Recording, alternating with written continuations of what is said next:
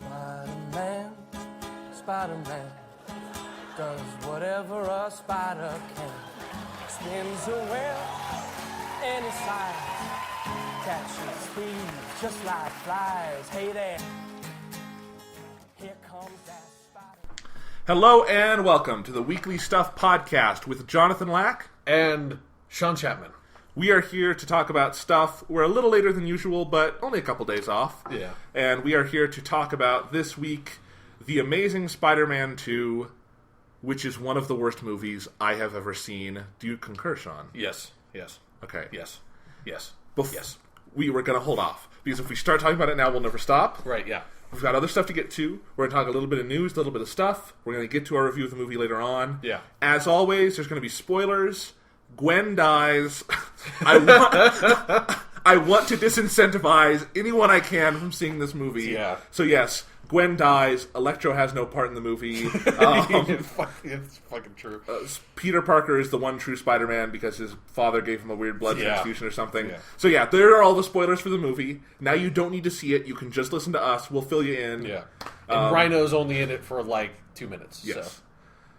Or maybe some of the best 2 minutes of the whole film. Well, probably, yes. It's just Paul Giamatti screaming in a ridiculous Russian accent. Without ever getting a close-up. Yeah, it doesn't even seem like it's him. Alright, so Amazing Spider-Man 2, giant piece of shit. We'll break it apart later on. And, first off, let's talk about some other stuff. Yeah. Over on the website, www.jonathanlack.com. Lots of good stuff going up, I feel like. As always, weekly Mad Men reviews. Because of AMC's weird scheduling, there have only been 5 episodes, and there's only 2 left this whole year. Oh, right, yeah, because they're doing the split season thing. It's so stupid. Yeah. And it really doesn't work with Mad Men. Like, these have been 5 very good episodes of Mad Men, but they feel like the first 5 out of 13. So it's like, we've only got 2 left. It doesn't feel like anything's really... Yeah. Which it doesn't have to. That's not what the show is, but it's a weird thing. Mm-hmm. So, oh well, they've been good. Wait, is this the last season of Mad Men? Yes, but it extends to next year. Yeah, but like it's the... Yeah. They're following the Breaking Bad model, only with fewer episodes. I can finally start watching that show soon. Yes. It's been a long time. All right. Yeah, no, Mad Men's good, and I got my reviews up. They're more like analysis pieces, so they go into all the stuff of the episode, make sure you've watched them. They're obviously full of spoilers, so that's that. The Essay Day series is still going strong. This podcast is going up on Tuesday. On Wednesday, we've got another one coming up. It's going to be talking about one of the movies in that piece is Melancholia by Lars von Trier. So that's a good piece, good stuff over there. And last week's Essay Day piece might be of interest to readers because one of the movies discussed there was Under the Skin, the Jonathan Glazer, Scarlett Johansson film that recently came out in theaters, and I think is the best film of the year. It's fantastic. But also discussed in that piece is the video game Prometheus, which was on my top 10 video games of the year last year. Very good game. Yes. So that's all in that piece. And then what other recent stuff have we had up? This weekend I saw a couple new movies, but the one I chose to write about was the 1954 Godzilla by Ishiro Honda. It's playing at the Denver Film Center this week, which is awesome. You should go see it. It's basically... They've just got the Criterion Blu-ray, I think, or the Master. Yeah. It's even the same subtitles and everything. But you can see it on the big screen, which is cool. That movie's got really cool cinematography and stuff. And it's a great movie, and I never kind of remember how good it is until I watch it. Yeah, it is. I kind of feel that way, too, that every time I rewatch it, I'm like, yeah, I remember this movie being pretty good, but, like, not the greatest movie ever. And then I watch it, I'm like, this is one of the fucking best movies I've ever seen. It is. It really is. And so my review just kind of goes, it's another analysis kind of piece. It does spoil the movie, so if you didn't know, Godzilla dies at the end. That's spoiled for you, I guess. Yeah. It's a 60-year-old movie. That's off. Yeah, I think that's well outside the boundaries. Yes. All right, so anyway, that stuff is all up on the site. One thing I didn't just have the time to write about, and I really didn't think I had enough to say about this movie to do a full review, but I also saw the new comedy this weekend, Neighbors. Nicholas Stoller movie, stars Seth Rogen, Rose Byrne, Zac Efron, who I will never make fun of again because he's awesome in this movie and really funny. So that's good. It's a really, really great comedy. I've liked Nicholas Stoller's other films, and he even wrote or co-wrote the recent Muppet movies. So he's a really talented guy. It's a really, really great comedy. It's a lot of fun. Definitely, try to see it with an audience. It's a blast. And it made $51 million and totally just kicked the ass of Amazing Spider-Man 2 this weekend. Yeah, so if you really just kind of want to see a movie with some people...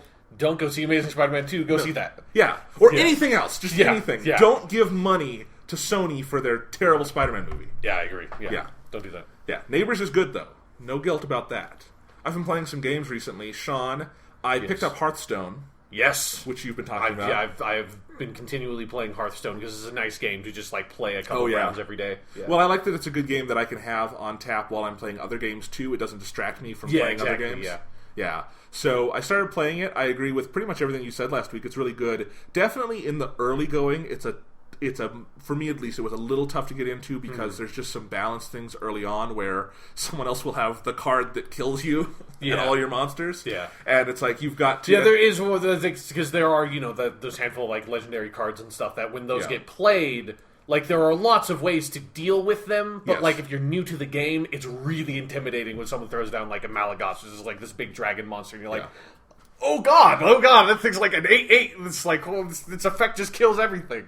And definitely what I found so far, and what made the game really start to click as just super fun for me yesterday, was once I started picking, like, I'm going to pick one class, I'm going to try to have it help me build a deck, and then just really get to know this class. Yeah. And I won like 4 matches in a row. What hero are you? Mage. Yeah, I started with a mage deck, and then I was like, I'm going to try something else, and I made a warrior deck that has been really successful for me. Okay, and I've tried about 5 different classes. Yeah, I've tried all of them now. Yeah. The warrior's my favorite. There's one class that kind of sucks because its ability is you lose 2 HP to get 1 card. The warlock, well, yeah, but if you have a lot of like the warlock specific cards are built around card draw, so if you have a lot of cards in your hand, because if it's like, as long as you have like a card advantage, you can have a big advantage on the player because you can just on the enemy because you can play a lot more things. That's so true. Even if you have lower HP, if you can burst and like wipe their HP out really quickly, like there's a bunch of strategies that make that power really useful, even though it seems like it sucks. Like like every time I play as the warlock, I don't want to use that power because it feels like, why would I want to sap 2 of my own HP just for another card? But it can be really useful. Yeah, and I understand that. And definitely, like, I had one of my wins yesterday as a mage, which was a big breakthrough moment for me, was where I had enough cards and I had enough mana that I just went past he had like 5 minions, I went past all of them, he had like 15 health and got them all down in 1 turn. Yeah. And those are really satisfying moments. Yeah, like I had a game last night where I won and I had 1 HP left, and I was fighting a hunter and their power just does 2 damage to you every time they use it, so I literally would have lost the next turn, and I was like, oh my god, this is the closest game I've ever had. When you get really into Hearthstone and you start getting good at it, man, those matches are so tense. Yeah. It's like you're really like yesterday, like it was basically time for family dinner. We were serving dinner, and I had to bring my laptop up and just have it on the side because I was in the middle of a really intense match. It was one of those ones that goes on forever because no one's giving an inch. Yeah. But I fucking beat that asshole. Because he missed. I knew how he could beat me, and he missed it. Yeah. Fucking It's always idiot. great when an enemy misses like a lethal opportunity. Well, I think that's one of the things that I know makes this a good card game is that while I'm playing it, I also feel like I'm analyzing the other player and what they can do and what they can't do. Yeah. And that's part of the strategy too. And that's really good that your opponent is knowable enough that you're playing kind of both sides. Yeah. So, no, it's good. And definitely for free to play, I'd pay for this game. Yeah, like, and I have not dropped any money on packs. Yeah. Because actually I really enjoy just getting gold and going into arena and stuff and doing that and getting packs just for free, because it's like every time I open one up, it's, I have more cards that I can play with, and it feels like a very natural progression curve as opposed to just like dropping like $50 and getting basically every card in the game as soon as you get it. Is like, you wouldn't know what to do with all those cards, Exactly. So it gives you a motivation to just keep on playing the game. It's intimidating enough when I get one booster pack and I'm like, how do I revise my deck with this? Yeah. But no, it's good. Let's see, I've been playing a lot more Titanfall too. I'm better at Titanfall than I've ever been at a first-person shooter. I am legitimately good at Titanfall. And I did not That must expect to say mean that. it's a really bad competitive game. That's my analysis. Hey. No, I'm Yeah, it's because it just has all these, it's 4-on-4 with all these AI fuckers running around. No, that's not it. It's that I'm really good at attrition and the sort of the Slayer deathmatch match style, but it's definitely the strategy games, which I've always been good at in these kind of games. I always am usually near the top of my team if it's a territories kind of game. Or I don't remember what they call those in Call of Duty, but Domination. Yeah. I'm always really good at those, capture the flag and stuff. And in Titanfall, I feel like I'm really good at the way Titanfall does those, but Titanfall has so many other kind of strategic aspects on top of it, beyond just the shooting and running and stuff, which I'm actually getting much better at in Titanfall too. But it's like my skills kind of in these kind of games really apply to it, and it's really fun. But I've already prestiged it, got to level 50, started over. Yeah, it seems like from what I've heard, the Titanfall like level curve is much sharper as opposed to Call of Duty, so it's like you can prestige pretty quickly. You can prestige pretty quickly, which is fun. What do they call it? Regenerating? They call it regenerating, and then and the cool thing is, like, a lot of people have done it. Like, I was in a match yesterday where my entire team was Generation 2, 3, 4. I think we even had like a Gen 7 person on there who apparently just eats, drinks, and sleeps Titanfall. Yeah. But then the other team had mostly Gen 2 or 3 people too. So definitely there's, a lot of people are taking advantage of that. And it's fun. It's because like on my second generation now, I'm playing with all different weapons and stuff than I did last time. And different Titans. So it's a really good game. I'm still going day to day off of old Xbox trial passes. I went through all my Xbox cases yesterday to pull them all out, and I have about 5 left from this giant pile. Nice. I got another 10 days. And then I might have to shell some money out for it. But who knows? Maybe I'll be done with Titanfall by then. Yeah. We'll see. But the other game I got, this came out back in March in Japan. It's called J-Stars Victory Versus. Yeah. And it's never going to come out in America because most of these characters aren't licensed for here and never will be. But it's a game, if you don't know where, a lot of the most famous anime and manga characters come from is Weekly Shonen Jump, the now 45-year-old manga publication in Japan. This is its 45th anniversary this year, so this game, J-Stars Victory Versus, is like a celebration game. They've done another couple of these. They had a couple for the DS, and I think once upon a time they had one for the PS2 or 3, but I'm not familiar with that one.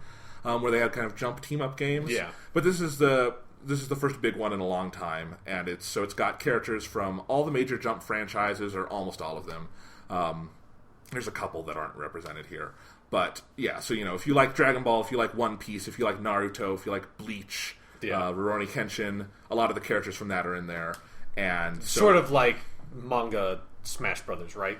Yeah, and I mean, gameplay-wise, not like Smash Brothers. But just like the concept. Yes, exactly. And it's a lot of fun. It's better than any game like this has any right to be. Like, it's just a really well-done version of it. They've got the God license for everything. Every voice actor is in there. Every piece of music, like all the theme songs, if you buy the special edition, which I didn't have the money to get. But it's really cool. There's just a lot of cool stuff about it. Every franchise has like 1, 2, or 3 characters from it, except One Piece, which has 4, because it's One Piece. Yeah. That's a big franchise right now. So, and it's funny, I've read, a good deal of One Piece, and I don't know 3 of the 4 characters. They haven't appeared, they're from the, later half. Wow. But that's a 20-year-old series now. Shit, dude. So, I know Luffy, but I don't know where Luffy got the giant scar yet. Because that's on his chest in this game.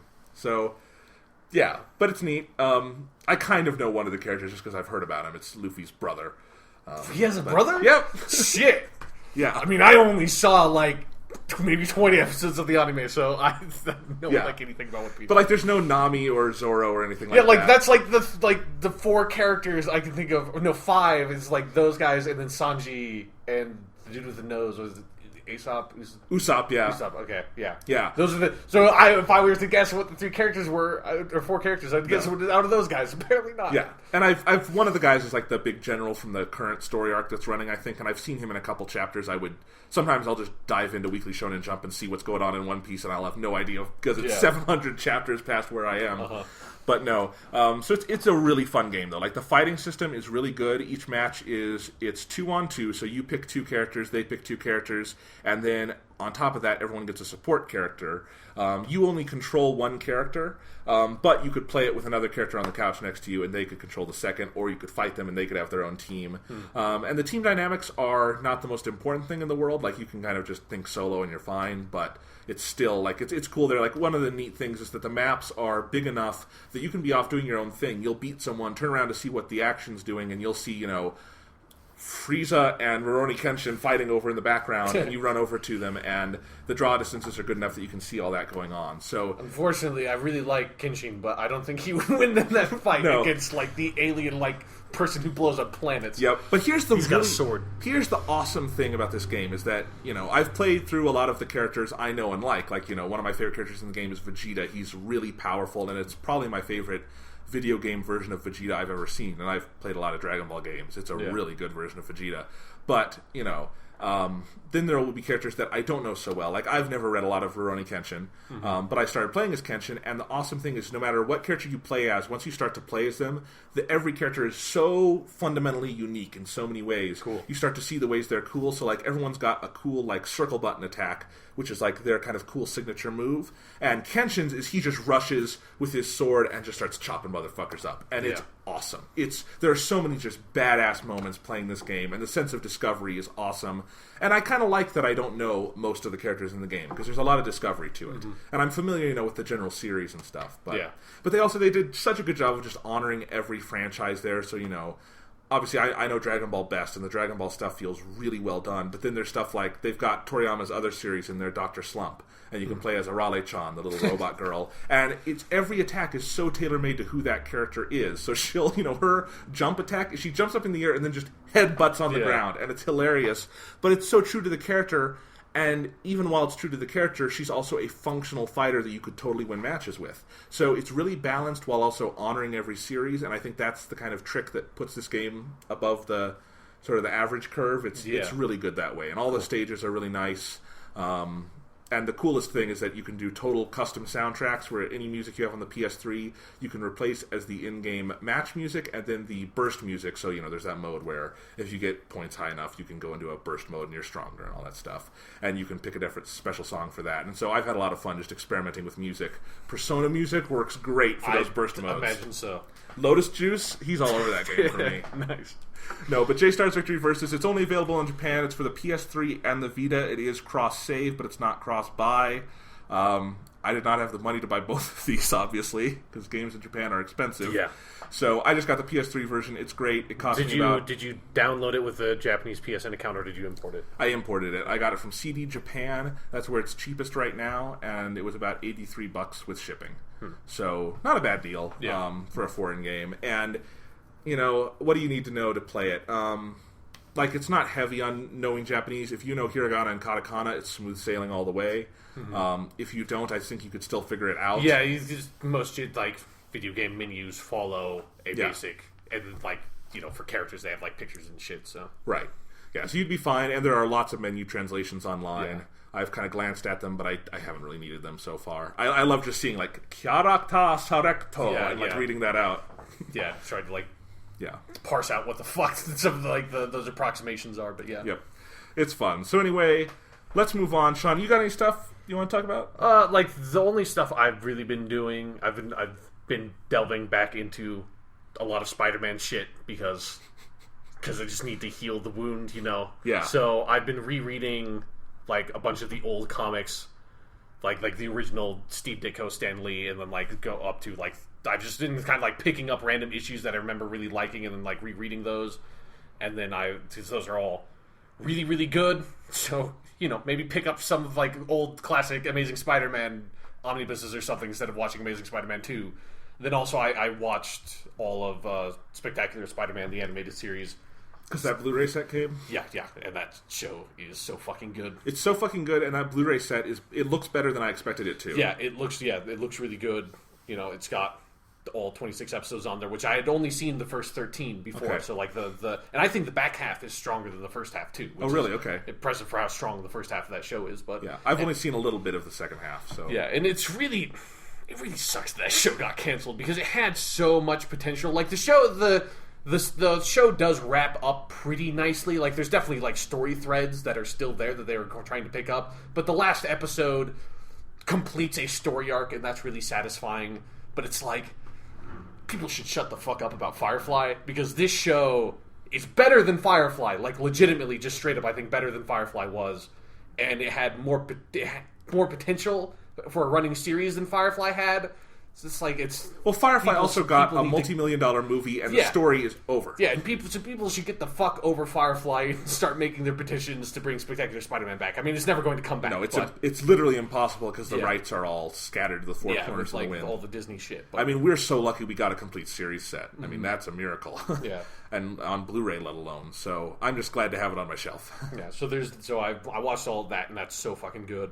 And then I also picked up 2 Spider-Man games, which are the last 2 Spider-Man games that got decent reviews that I never played, because the last Spider-Man game I played was Spider-Man 3, the movie game. Which was fun, but had some issues. Had a lot of issues. Had a lot of issues. Like, the core swinging mechanics were still fun, but they were worse than they were in the Spider-Man 2 game, which is still the best Spider-Man game that's been made. For the best Spider-Man movie also. So I haven't touched Spider-Man Shattered Dimensions, but I've been playing Spider-Man Web of Shadows, and I'm only a little bit in it. Like, I just finished the first act, which is basically the tutorial section. But Spider-Man Web of Shadows, it's pretty good. Like, the combat is really simple, but it's not like, Arkham satisfying, but it's like, okay, like, it's not broken like a lot of Spider-Man combat is. So the bar is not high. Yeah, so that's nice, but the swinging feels really satisfying. It's not quite as good as Spider-Man 2, and they don't... Well, it feels like you're actually attaching to buildings. They fudge it a lot, and, like, they're not even, like, trying to hide it, because you still swing like a pendulum and stuff, but a lot of times you are literally just attaching to nothing, and if you just stop and look up, you'll just see that the web is just hitting some point in the air and just stopping. But if you're just in constant motion, like, it feels really good, and they like, their movement system kind of has to do that to make that concession, so the movement still feels really good. And, like, the voice acting is fucking terrible. The voice for Spider-Man is unbelievably bad. In the opening scene, because the whole premise of Web of Shadows, and I haven't even gotten to the part where it, like, gets crazy, but it's like Spider-Man fights Venom, gets the black suit again, and then there's sort of like it's kind of like an Elseworlds story in terms of like a what if Spider-Man got the black suit again, and then, like, you can either be like black suit Spidey all the time in, like, basically, like, like the evil path in Infamous, or you can just be actual fucking Spider-Man doing actual fucking Spider-Man shit. But the way the game opens is that eventually, at some point in the game, I think Venom spawns, like, some crazy symbiote, like, massive, huge symbiote invasion of New York, and so, like, so symbiotes, like, take over everything, and they're a bunch of, like, this villain has, like, their symbiote version that they've never had in the comics and stuff like that. And the opening is a prologue that takes place or like a thing that takes place at the end of the game and then flashes back. And so Spidey is super intense in that prologue, but this guy cannot do intense Spidey, and it just sounds super whiny and annoying. But I'm looking forward to seeing how just, like, dumb the story is going to get, because it looks like it's going to get really fucking dumb. Nice. All right, well, you want to move on to a couple quick pieces of news? Yeah. All right, so Sean, let's see what we got here. Our first piece of news, we talked about this briefly last week, which is that Atlas had announced they were going to do a little bit of Persona news, which always excites us. Yes. And that happened basically the day after we recorded, so we didn't get to talk about it. Well, the news came out, and it was a long, kind of conference they had, sort of video stream. They were talking about the movies that are coming out and whatnot. But finally, their big announcement at the end is that they are releasing a new anime based on the Persona 4 Vita remake, Persona 4 Golden. Persona 4 The Golden. Yes. Jonathan, you cannot forget that definite article. The Japanese and their misplaced definite articles, it's the best thing ever. Well, they don't exist in the Japanese language, so it makes sense why they would confuse them. I've thought about that before. How would you explain the word "the" to someone who didn't have definite articles in their language? It would be so weird. Yeah. But no, so Persona 4 The Golden, it's getting an anime adaptation. There's a brief trailer which basically shows the end of Persona 4, and then it shows Marie from Persona 4 Golden, and I have no idea what this show is going to be. My assumption would be that it's just Persona 4 the anime again with a couple extra episodes and material scattered throughout to add in the Golden content. Yeah, because it's important to note, like, they made a complete anime adaptation of Persona 4 that I've seen is pretty good, Persona 4 the animation. So my guess is that Persona 4 the Golden, that it's going to be like maybe a handful of OVAs, original video animation, which is like sort of standalone episodes that are usually like packed in with like manga bonuses or something for anime. Yeah. And that would be my guess, because it seems weird that you would do a whole complete series, because the Persona 4 the animation only came out like a handful of years ago. So it seems weird that you would like, and then they made a movie of like taking the Persona 4 the animation and paring it down to like a single movie format too. So I have no idea. Well, yeah, and I guess what I was trying to say is that would be my assumption when I hear about this, is that it would just be the series again with the extra content, but the trailer doesn't imply that at all. Like, it shows you coming back to Inaba and then seeing Marie, so I don't know if it's going to be like a new story that incorporates some golden elements or what. Yeah. Like, if I, like, my guess is that it's going to be like maybe 3 OVAs that just basically tell the additional story content from Persona 4 the Golden that like could like, kind of just like taking place in between Persona 4 the animation, and mostly probably focusing on Marie, I would guess. Yeah, we'll see. It's weird. I mean, all the news stories I've read say, specifically it's airing in Japan. I don't see like a TV network distinguished there, but it's weird. I'm excited to see what this turns out to be, but it's very strange. Yeah. All right, so what else have we got here? Okay, Nintendo's big announcement this week is they announced a Ruby and Sapphire remake for the 3DS. As all Pokemon fans know, Nintendo, when they don't have new Pokemon games out, they just re-release old Pokemon games. Yeah. And a lot of those re-releases have been really good. I liked the golden, or the red and blue ones for Game Boy. I liked the gold and silver ones for DS. Fire Red, Leaf Green. Yeah. Heart Gold and Soul Silver were really well done. So yeah, but because those are the two like best generations of Pokemon games. Yeah. So now you're remaking the Pokemon games that I don't like, so now I don't give a fuck. Well, and I'm actually kind of looking forward to this because Ruby was my favorite as a kid. This is the one I played the most. This is when I really I played Red and Blue and Gold and Silver, but I really got heavy into Pokemon. It's funny because Ruby. That's the one that when it got to that generation, I never beat those games because I just couldn't bring myself to. I've beat them so many times as a kid. I like them. I think they do some fun stuff with it, and I'm most excited because I really liked the Pokemon XY formula. I thought it was a really nice step forward. If they bring kind of, I guess, the Ruby Sapphire stuff into that model, that'll be cool. As I always say with this, though, I would still prefer they just make new Pokemon games. This is kind of weird, but oh well. It seems nice. If they throw in a lot of the stuff from X and Y into this, it could be fun. And it's another sign that Nintendo is doing everything they can to support the 3DS, and they've effectively given up on the Wii U. So, yeah, there we go. That's Nintendo. Yep. Again, buy Mario Kart 8, get a free Wii U game. They've given up. Yes. Please buy the Wii U. Okay, so what are these called? Omega Ruby. I think this is Alpha Sapphire and Omega Ruby. Yeah, Omega Ruby and Alpha Sapphire. And, we have And it's, every Pokemon generation has, the one game that's, come on, that's the way cooler one. Omega Ruby... That is a way better name than Alpha Sapphire. Alpha Sapphire is not even a good name. No, it Omega Ruby, that sounds pretty fucking cool. Alpha Sapphire sounds like a porn star. Yeah. It totally does. It sounds like a porn star in some weird dystopian, like a robot porn star in the dystopian future. Alpha Sapphire. We need a Will Smith movie about that. Yeah. I caught 5 minutes of iRobot on cable the other day, so that's why it's on my mind. That movie is I'm always thinking about Will Smith. Okay. He's always on my mind. Will Smith Pokemon movie. He can do a rap about having to be the very best. Yeah, Will Smith plays Brock. What happened to rapping Will Smith? That was the best. When at the end of every movie, he would rap about the story of the movie. Yeah. I mean, that was that was a long time ago. That was very long. That was Men in Black 2. Maybe was the last time I remember him doing that. But he doesn't do that anymore. It's too bad. Imagine how much better After Earth could have been. Right, the rap called Fear is Choice or whatever. Yeah, he could try to do M. Night Shyamalan and try to work that into a rap. That name, that'd be great. All right, Shyamalan. All right, Nintendo was also in the news this week, and in fact, this overshadowed, at least in the circles I read, the Ruby Sapphire announcement. Yeah. Was Nintendo has this shitty little game coming out called Tomodachi Life. Yeah, is that what it's called? Yeah, it's Tomodachi Life, which is either a sequel or kind of a juiced up remake of a game that only came out in Japan called Tomodachi Collection. And so Tomodachi Life came out in Japan a year ago, and then very recently they revealed that they're localizing it and releasing it over here pretty soon. It's kind of in the Animal Crossing vein. It's one of those little life sim kind of games.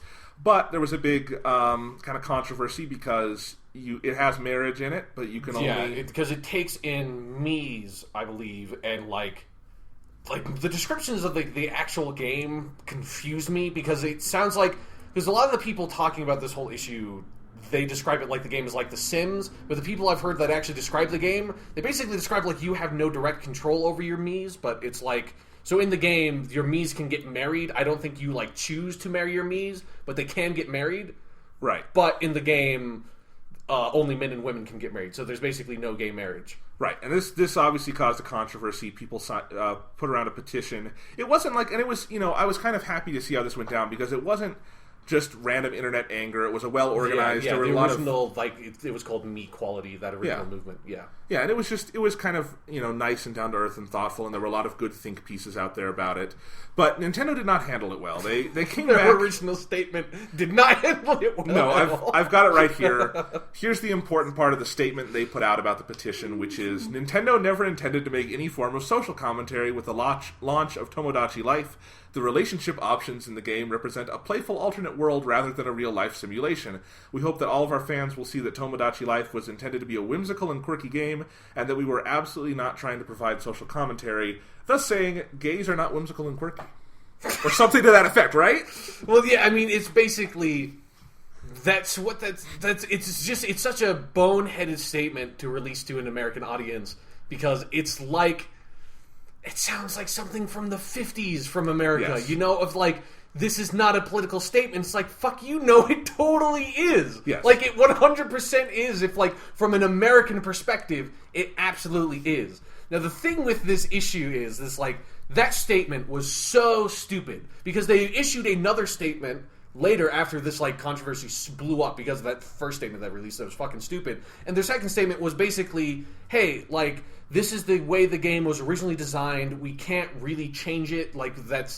It's too much into the game's design. We can't fix it, but we understand your concerns, and we'll take it into consideration and think about future installments of the Tomodachi franchise being more inclusive. Which is all they needed to say. Yeah, which is all they needed to say. Also, no way another Tomodachi game is going to come over here after this controversy, because this game's not going to sell worse shit anyways. It's a miracle it got localized in the first place. Yeah. So, irrelevant.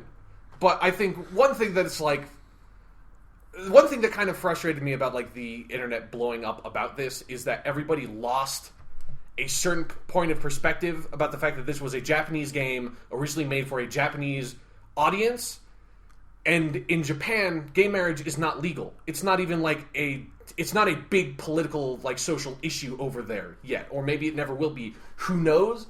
But it's it's so arrogant to me for for Americans to say, oh, here's this weird, quirky, tiny little Japanese game that is getting localized that for fuck's sake is called Tomodachi Life. It has a Japanese word in the goddamn title, and you expect it to represent American cultural values instead of Japanese cultural values. Whether or not you agree with Japanese cultural values, the fact that you're shocked that there is no gay marriage in the game just tells me that you don't have any cultural perspective there. No, and I agree with that completely. It's a weird thing all around, because people have a right to be, upset about it once that statement comes out, definitely. Yeah, that statement was fucking so boneheaded, I could not believe it. When I laughed my ass off when I read that, because it was this is exactly what Nintendo would fucking say. Yeah. The perfect wrong thing to say in this situation. And I mean, I should clarify my joke about whimsy and stuff. They're basically saying it's that old kind of thing you would hear in the 50s of, we can only have whimsy and fun if we keep the gays out. And it's really exclusionary, and I think the thing was, people... there's nothing wrong with kind of being upset about it and saying, oh, maybe there should be more equality and whatnot. But yeah, once it's... I still think they're the ones who made it the issue by not just kind of coming out and saying there's this cultural divide. Yeah. Yeah, and that's where it comes from. There's a cultural divide, and it can't be changed. That's the ridiculous expectation on our part to, expect them to go in and, change this fundamental part of the game, Yeah. So there's just a lot of layers to this. It's just...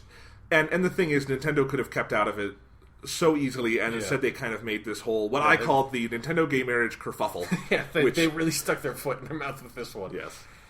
So anyway, but it's not the worst thing Nintendo's done recently. Yeah. No. Yeah. Yeah. So anyway, it's just maybe another nail in that coffin. Yeah. It was a really weird week on the internet with gaming news. Everyone talking about this, but yeah, I mean, Nintendo's been in the middle of a lot of weird stuff, but a gay marriage controversy, I would not. It's not what you anticipate with Nintendo. That's definitely true. Yeah, I'm imagining Mario out campaigning for gay rights now. Yeah, it's hard to imagine.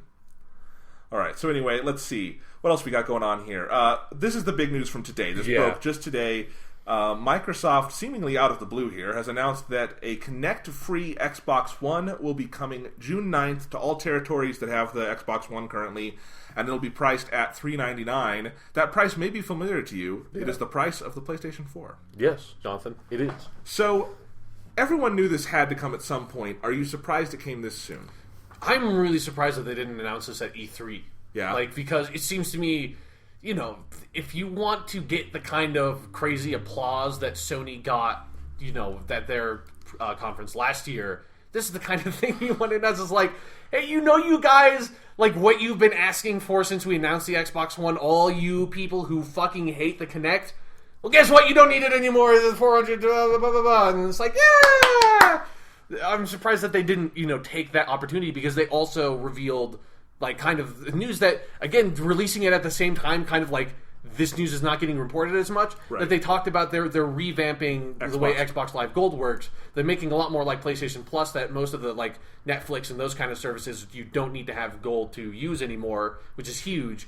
And then also, they're making games with Gold more robust to be more like the PlayStation Plus offerings, and having that work for Xbox One as well. Right. So it's interesting to me that they would package both of those announcements together with, you know, the Xbox One Kinect free thing, like, way overshadowing the other news, which the other news is actually more pertinent to me and I'm more interested in, because that means if I ever need to for some reason, I could in the future now use my Xbox 360 to watch Netflix without having to pay $50 a year, which is fantastic. $60 a year. Yeah, I'm sorry, I was thinking PlayStation Plus prices. Yep. So no, these are all things Xbox needed to do. They're good moves. They're pro-consumer moves. They're good for everybody. But yeah, this is kind of a weird way to announce it, and it just continues to show how stupid their original idea for the Xbox One was, because the Kinect was something nobody ever needed. Nothing about the Xbox One ever needed. There's not a single game out for the Xbox One that uses it. There are like 3. There's like Kinect Sports Rivals. There's Ubisoft's The Fighter Within. There's still games people have bought that use this stuff. I mean, yeah, but you know, it's wrong to say that there are no games that rely entirely upon Kinect. They might as well not exist. Hey, Kinect Sports Rivals has David Tennant as the narrator. That's really cool. Yeah, and also weird. How much did they have to pay him to get him to do that? I don't know. It's weird. It was a weird thing. But I wonder if David Tennant has like tax problems or something right now, because he's taking a lot of jobs that are weird to me, like the Broadchurch remake for the U.S., where he's playing the same character but with an American accent. I think that's incredible. I'm so happy he's doing that, because if I was an actor, I would fucking do that just for like the laughs, you know. But he's also doing the second season of Broadchurch, so it's like it's a lot of weird stuff. Anyway, maybe they'll do an American Broadchurch and British Broadchurch crossover where he meets his American self. That's the whole secret. It's his American twin brother. You know, yeah, that'd be a fantastic second season to Broadchurch. All right. Well, anyway, what were we talking about? Kinect, yes. Yeah. So, but the Kinect is basically barely utilized with the Xbox One. It's just there for voice commands. Yeah, it's basically everyone only uses it for UI navigation, as far as I understand. Yeah, and then only because the UI is so bad, you need it. That UI, I obviously don't own an Xbox One, but every time I see a video where it goes into the UI, it scares me. There's my heart drops into my stomach. Like, oh god, what is this? Especially what have you done? What have you done? Especially because compared to the PS4, every time I turn that on, I maybe make 2 button presses, and I'm done with the UI because everything's just right there. Mm-hmm. It's weird, but yeah. Anyway, so yeah, they're getting rid of the Kinect. They're bringing the price down. This is what they needed to do. There was really never any good justification for having the Kinect there in the first place, and it fully shows that their initial, protestations that the Kinect was integral to it and it had to be there and couldn't be disconnected and all that. They've backtracked to the point where now the Kinect not only will not be there, but now it really has no future, because if it's not bundled in... Yeah, they've just peripheralized it, which I've never seen that happen before. That it's like, we're going to make this thing that is effectively a peripheral, but it's going to be packaged in with everything, and it's like, now we're just going to take it out and just like render it a peripheral again and effectively useless, you know? Yes. Oh well, Very but strange. If you've been on the fence about getting an Xbox One, this will be the time to get it, not have to deal with that Kinect. Yeah, and, I don't know, because honestly, if I did get an Xbox One, I would want to get the Kinect version, because it's like, why else would you get an Xbox One? Like, other than maybe to just play only the Xbox One exclusive games, but there's no... Other than that, if you really want to play Microsoft exclusive games, there's no compelling argument to get an Xbox One, because it's just a weaker platform than the PlayStation 4 for the same price. I agree. It needs to be cheaper than the PS4 to make an argument for it. It does. I mean, and we're also hearing, Watch Dogs is going to be running significantly higher on the PS4. Yeah, they said 1080p, 60 frames per second. Like, who knows? Like, I've seen some people be skeptical about it, and I kind of am too, but we'll see when it comes out. Like, maybe if it's 1080p, 60 frames, on PS4 and not on Xbox One, like that's bad news. Well, but that's every game that's come out for the PS4. They're not necessarily. Well, I mean, the 1080p thing is true, but like 60 frames per second. If it's 60 on PS4 and only 30 on Xbox One, like that's like a death blow. That was Tomb Raider Definitive Edition. Oh, really? Yes. Yeah. It ran double the frame rate on PS4. Yeah, shit. Like that's like that's a death punch. Like that's a knockout right there. No, and that's part of why honestly, Tomb Raider was what turned me around on really being a proponent of frame rates, because it's so beautiful, and it's the same resolution, but because you've got basically double the image information. Yeah, 60 frames per second is far more important to me than 1080p. Yeah, absolutely, and there's nothing that's running above 30 on the Xbox One, I don't think. Is Titanfall? Titanfall 60, yeah. It is, okay, but Titanfall also... Titanfall looks like a fucking 360 game to me. It does, yes. So, that's how they got that. So anyway, a lot of weird stuff going on with Xbox. Maybe this will help them out, maybe it won't. Still doesn't seem like the Xbox... It feels like the Xbox One is definitely in a better place than it's been before. Sure, but I mean, this, like, the fact that they're doing this just proves that they're getting kind of desperate to me. That it's like, because what they're doing is they're sacrificing their platform's unique identity by just discarding the Kinect.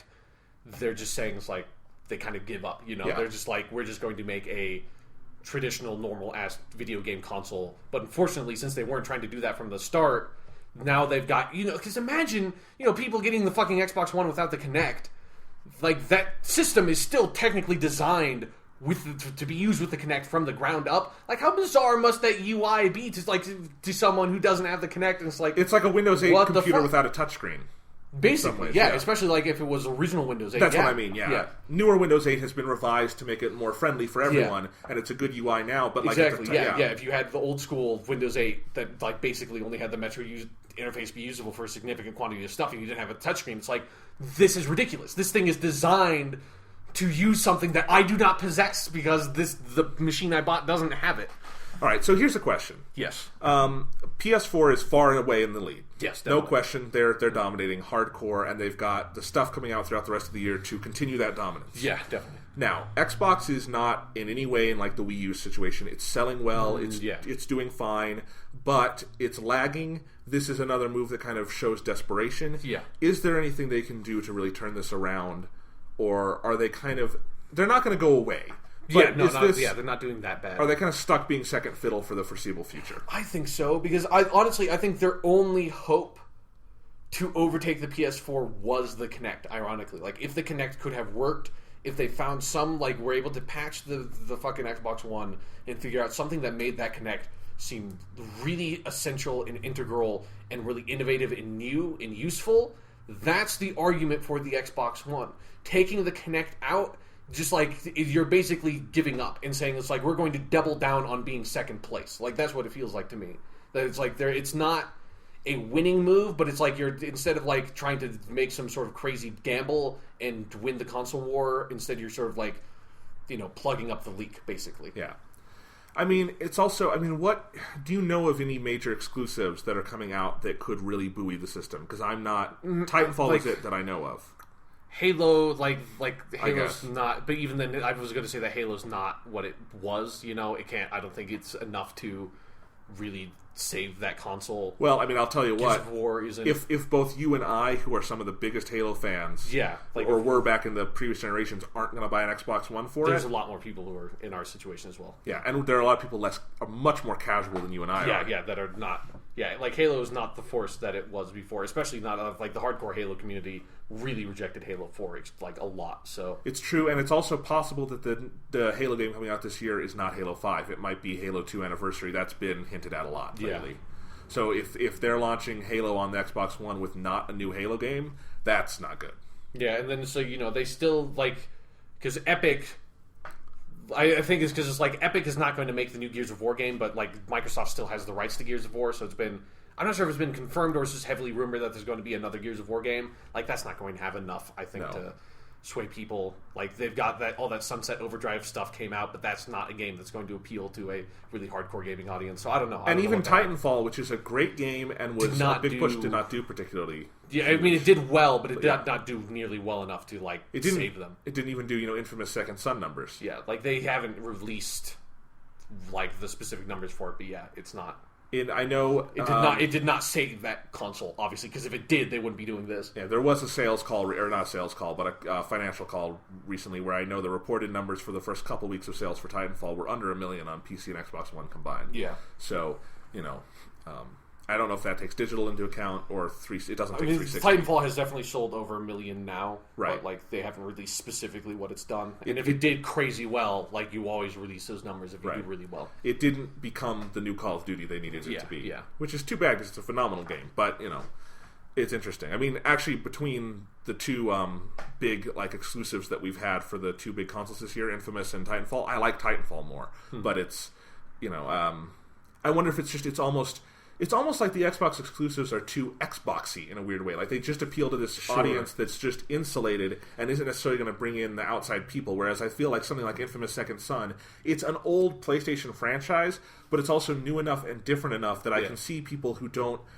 maybe didn't play PlayStation before, didn't play Infamous before, buying a PS4, playing that, and being on board because it's a little more broad in that sense. And it's really pretty.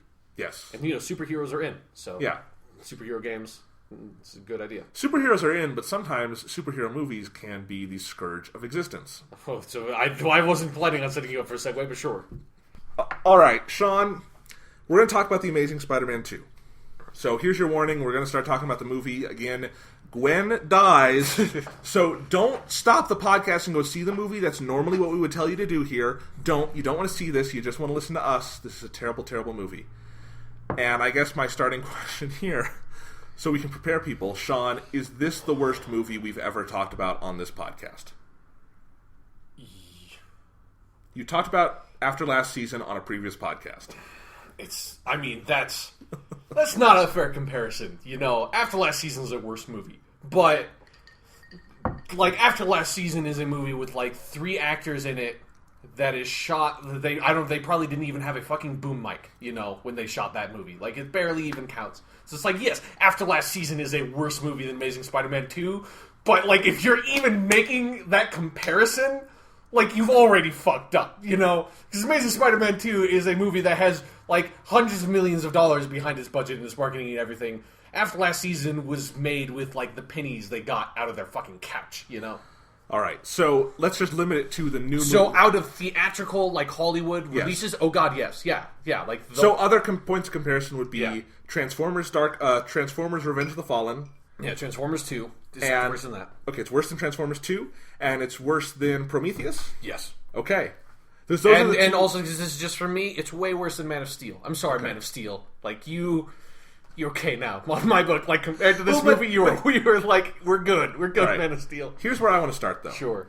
So your primary dislike with Man of Steel was not with the acting or the cinematography or things like that. Yeah. It was with, you felt it misinterpreted Superman and was a bad Superman story. Yeah, and I thought, even just as, a narrative structure for the movie, I thought a lot of that stuff was not that good. Okay. But not, terrible, but it could have been a lot better. Okay, but your view was that it was more a story thing, it was a competently made movie, though. Yeah, the acting was good, a lot of the dialogue was okay, the action was really well shot. Yeah. So here's the thing. I think, and this is what I said in my review, and I think it's the best starting place for Amazing Spider-Man 2, which is that most of the time when we dislike superhero movies, so for instance, when you dislike Man of Steel, when I dislike, Ang Lee's Hulk, or the Fantastic Four movies, or Joel Schumacher Batman movies, it usually comes not so much from bad filmmaking, although Joel Schumacher Batman qualifies. Yeah. But more because I feel like they just don't understand the characters, they don't understand the appeal. Yeah. So Fantastic Four, I don't think it's a horribly made movie. I don't even think it's a horrible movie. It's just,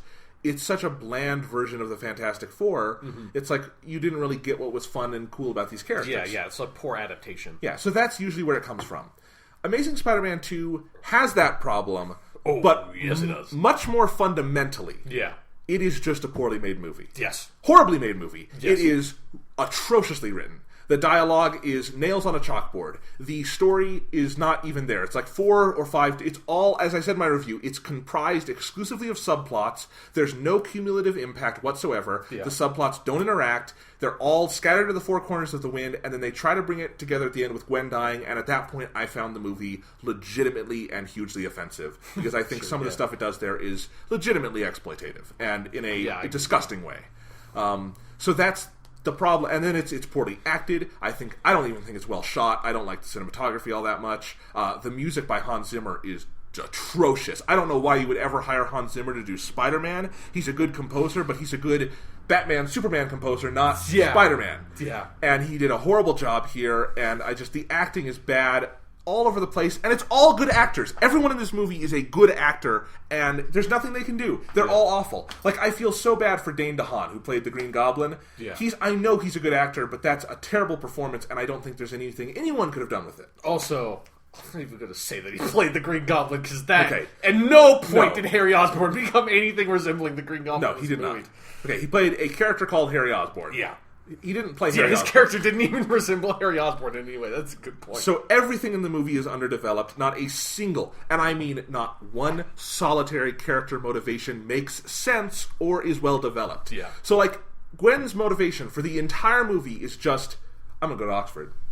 That's it. That's all they gave Gwen Stacy for an entire 2-hour movie. And Electro is just the Riddler from Batman Forever, but the Riddler in Batman Forever was more interesting, and I should never have to say that sentence.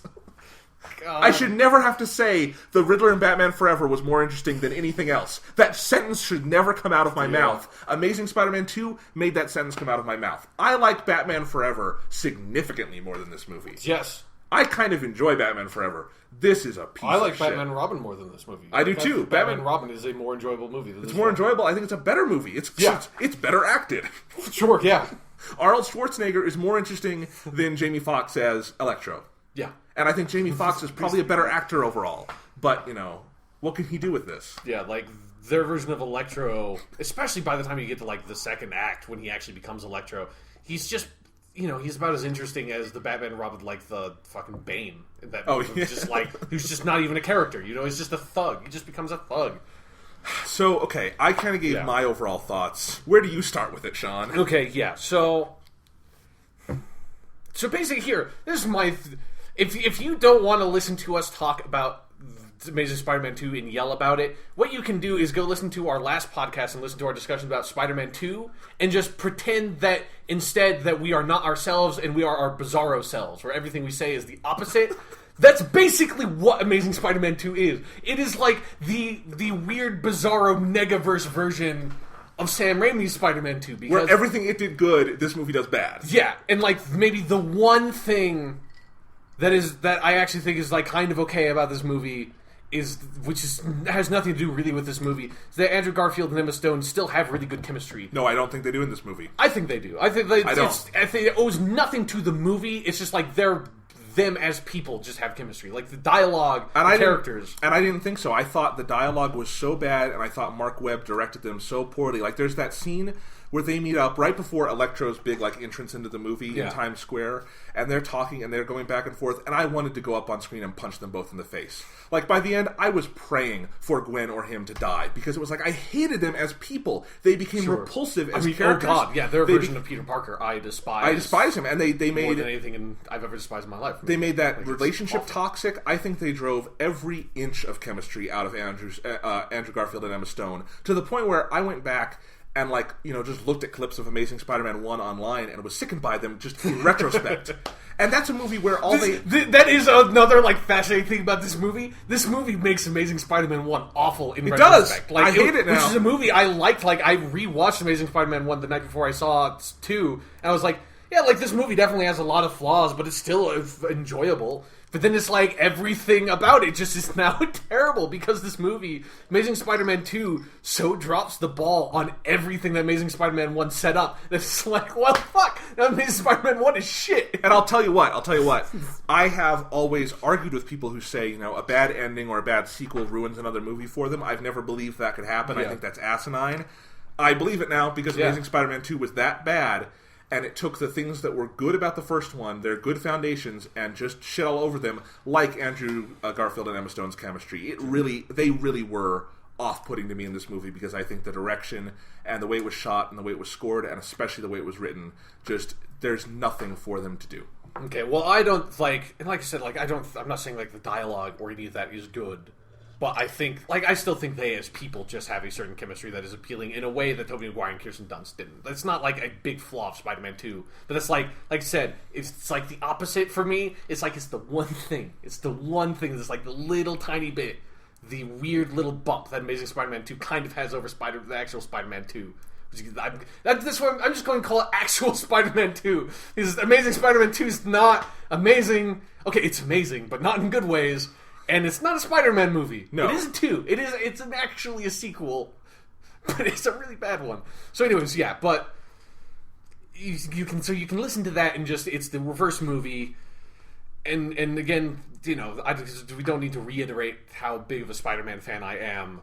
So, but I don't want to start out talking about this movie with me raging about how bad of a Spider-Man movie it is. I want to build to that. Yeah, I think it's more important to talk about how bad of a movie it is. And yes. For me, I agree with basically everything you said. I think, like, the movie has these tiny, tiny individual moments that I'm like, this could work in a different movie. Like if you isolated this moment, like, cut it out, put it in a different Spider-Man movie where other stuff around it was built to, like, build up to it and pay it off. Like, there are individual moments that could have worked in a different movie. I think so too. Like, yeah. An example for me is the entire ending of the film. Sure, I think like the last scene, stuff. the Rhino stuff at the end. There's a lot of stupid there, like the kid and that thing. But I actually kind of like the kid. I think that kid was the best part of the whole movie, because that, in like his earlier scene where Spider-Man helps him when he's getting bullied, like when Spider-Man helps him when he's getting bullied, that's like the only good like scene in the whole film to me. I guess so. That it's like, but again, it's useless because it has nothing to do with anything else in the whole movie. But what I would say is that in terms of those little nuggets of quality that are not even quality, but nuggets of potential. Sure. I think that last scene is this nugget of potential where if that were the ending to a legitimately good Spider-Man movie, where it built to everything, it paid off on things, Gwen's death meant something, Peter's sadness meant something, then we would get to that scene and it would feel like such an emotional payoff, because look at it, it's Peter coming out of the ashes of his grief and coming back to fight, and it's decently staged, and you kind of end on this nice moment. It's not a cliffhanger, it's just, where he's going back into battle again. Yeah. But because it's the ending to an awful movie, I wanted to just go kill every person on screen. Yeah, like if that had been the ending to a movie where Gwen Stacy died in the second act and the whole third act was building up to that moment, yes, yeah, that, like, I could totally see that happening in that movie. But here, this is what I just want to say about Amazing Spider-Man 2 purely as a film, as it trying to tell a story. I have never seen something so amateurish, so pathetic, so fail at the most basic, fundamental structures of telling a plot in my entire life. I agree. Anything. It is so bad. It is like an 8-year-old wrote the fucking screenplay for this movie. You're cutting 8-year-olds short here, Sean.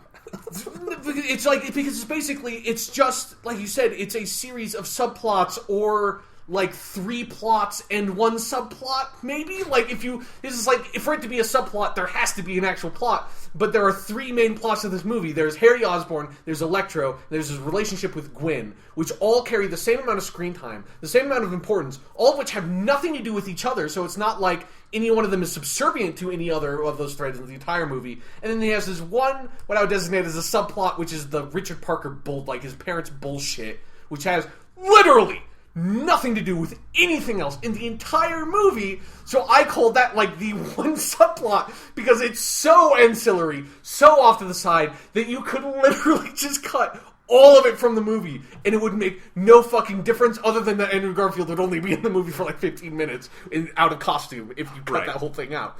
But it's like, yeah, so it has no core thematic structure, no core narrative structure, no focus, no anything. It literally feels like they wrote the script for 4 different Spider-Man movies, threw them into like a paper shredder, and then like constructed it out of the pieces. Like, that's just what it feels like, because like scenes happen that like they just don't flow into one another, that they feel like they're from different movies that don't affect one another. There's no sense of build-up, there's no sense of payoff. It's just the movie just moves through these plot points to get to the end.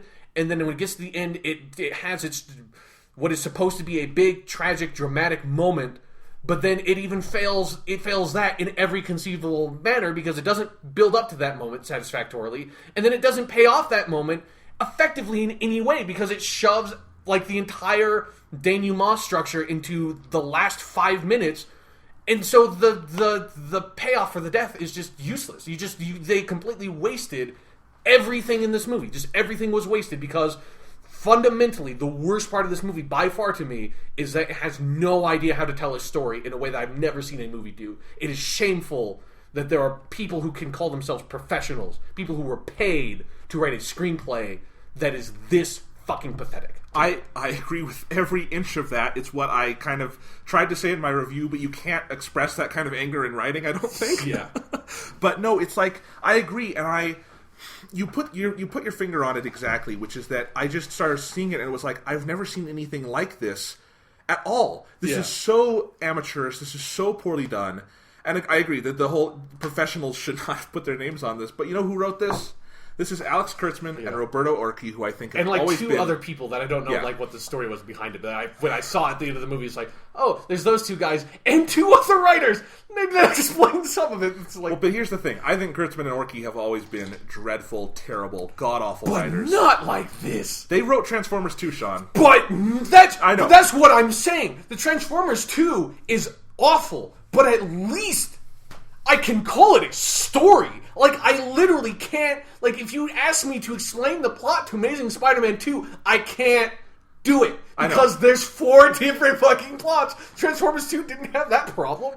This is the, third paragraph of my review. This is where I would normally talk a little bit about the film's story. But with Amazing Spider-Man 2, there is no cohesive narrative to discuss. Exactly! There just isn't. It doesn't have a fucking plot. What it ends up feeling like is it's just the movie spinning its wheels for 2 hours... Yeah. And then it ends, and it's like, it's a placeholder movie. And it's a placeholder full of shit and nonsensical garbage. And it's offensive to me as a fan because it's not trying to give us a good story. Yeah. It's not trying to give us a story whatsoever. It's not trying to give us interesting characters or interesting themes or interesting action or anything. It's just, they have to keep the cogs turning, the movie, running through the projector so we can put our cash down and go see the movie. And that's it. They didn't want to give us anything. Yeah. And I've never... Even the superhero movies I don't like, there's passion to them. Like, I know you don't like Man of Steel. I think they were trying to give you something. Yeah, like, I don't think...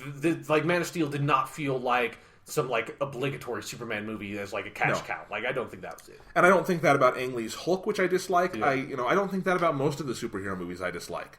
I think usually the only one that would be a comparison to me for this is X-Men Origins Wolverine, which is the closest I can come to Amazing Spider-Man 2, where it's the same. I haven't seen that one. Yeah, and it's got similar narrative problems, but not to this degree because, again, I can't imagine. I've never seen a movie with this level of narrative problem. The Wolverine movie at least has the through thread of him losing his memories. That's the plot.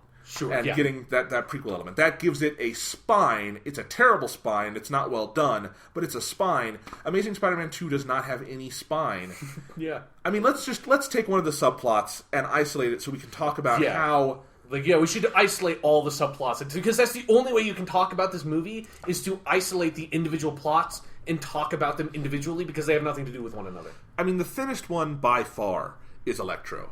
Because you start out with Max... It's weird because it feels like it feels like they started with a script that was a movie about Electro, and then they were like, yeah, no, and then they just cut half of that script off and then started making a new one, Exactly, because so he starts out, he's Max Dillon, it's Jamie Foxx, and I feel so bad for Jamie Foxx, because you can tell he's trying, and I can also tell that with a better script, better version of this, he could be great. He really has a determination to try to make this character interesting, but instead he comes across as ungodly creepy. Yeah, he's like... I don't understand that choice at all of this backstory. It's the Riddler from Batman Forever. He becomes obsessed with the superhero, and he tries to kind of make himself like him, and then an accident happens, and he starts hating the superhero for no reason. So we start out, he gets rescued by Superman, then the next Spider-Man. scene... Yes, I said Superman. Spider-Man. He might as well be Superman. It's more, he is legitimately more like Superman than he is Spider-Man. So if you want to just call him Spider-Man or Superman, Except I'm fine with Superman isn't a selfish dick. Yeah, but at least Superman has some of those elements of destiny, and he's more of this archetypal character that doesn't make mistakes, So anyway, the first big Max Dillon scene is he's in his apartment on his birthday, talking to himself like he's talking to Spider-Man, and I legitimately all I could imagine through that whole scene was him in his bedroom jacking off. That's that's what you get. You've seen seems like he's this stalker, creepy, like, serial killer dude. Like that's what he feels He's like. in the bathroom whacking it, talking to himself like he's Spider-Man. Yeah. Like, oh, Spider-Man, do that some more. It's like, it's so fucking creepy. He's webbing up his apartment. Yes, exactly. And it's so fucked up. And then he gets to work and other people are mad. It's the most bullshit archetypal garbage of, like, he's got a boss who's mean. Yeah, like, and what a waste of, like, BJ Novak as Alistair Smythe. Like, Yeah. why did you even name him that character? Like, he has no resemblance to that character from the comics. And why would you hire a guy like BJ Novak who can act? Who's a legitimate actor? He's funny, you know? Yeah, he's a funny guy. Like, why do you cast him as generic corporate bad guy? Like, who made that casting choice? Like, there's 1,000 different actors that you can just pluck out to be generic corporate bad guy who all they play is generic corporate bad guy. BJ Novak is, like, at the very bottom of that fucking list, you know? Exactly. So you've got all that, and then so this is the other thing, is that within these subplots, everything is constructed from the most basic, lame storytelling tropes. Sure. So it's Max Dillon, he's frustrated at work. Grr. And that's it. Yeah. That's his whole arc. And then he falls into the eel pit in a terrible, terrible sequence that is completely contrived on coincidence and douchebaggery on the part of Alistair Smythe. And then here's one of the weird things where you were talking about how the movie just cuts in weird ways. Yeah. He falls into the eel pit, and we don't see him for 20 minutes. Yeah, exactly, because it has to, like, catch up with all of its other, with the Gwen Stacy relationship and Harry Osborn. So it's like, well, now that we've done our obligatory supervillain origin, we're going to not address this, how this happened, and just, like, move on to other shit to talk about. And then when we go back to this movie, we're going to show what Electro's doing. So Electro doesn't show up again until Times Square. Yeah. And you and I were talking before we recorded this about how you thought the Times Square sequence had some nuggets of interesting stuff in it. And I agree. I think there's, like, one of the things I like that they didn't go far enough with, it's really out of character, I think, in a lot of ways, but in a better movie it would have been in character and interesting, is Spider-Man trying to talk him down. Yeah, yeah. Like, in a better movie, that would be so cool, but the other thing is, the way they set up Max Dillon and Electro and all this, I don't believe for a second he would turn against Spider-Man. Yeah, exactly. Especially, like, the only way I could see, which is something they should have done. This is starting to get into, like, Spider-Man adaptation stuff. But there are a lot of different villains in which, like, Spider-Man makes these mistakes where he jumps in too quickly because he's too hot-headed, he's thinking too much about all the other shit that's going on in his life, and you just see someone with, like, electric powers, and he just goes right in and attacks them. Like, that's how Spectacular Spider-Man does Electro. Yeah. And that's what causes the problem, is that Spider-Man goes in and just assumes that this situation is what it looks like on the face of things and starts punching people instead of trying to, you know, find a peaceful solution to something because he's angry or whatever's going on in his life. And I will go into a lot more detail on this, but this is one of the many instances in which they make the most fundamental mistake. They make the most fundamental mistake with Peter Parker's character, in that they do not let Peter Parker make any mistakes in this movie whatsoever. So he has no character arc. He has nothing to learn from. He is just a static, cool guy, basically, for this whole movie. But the weird thing is, I think he makes a lot of mistakes, but the film is contrived in a way. The character, from our perspective, we can say he makes mistakes within the context of the cinematic universe.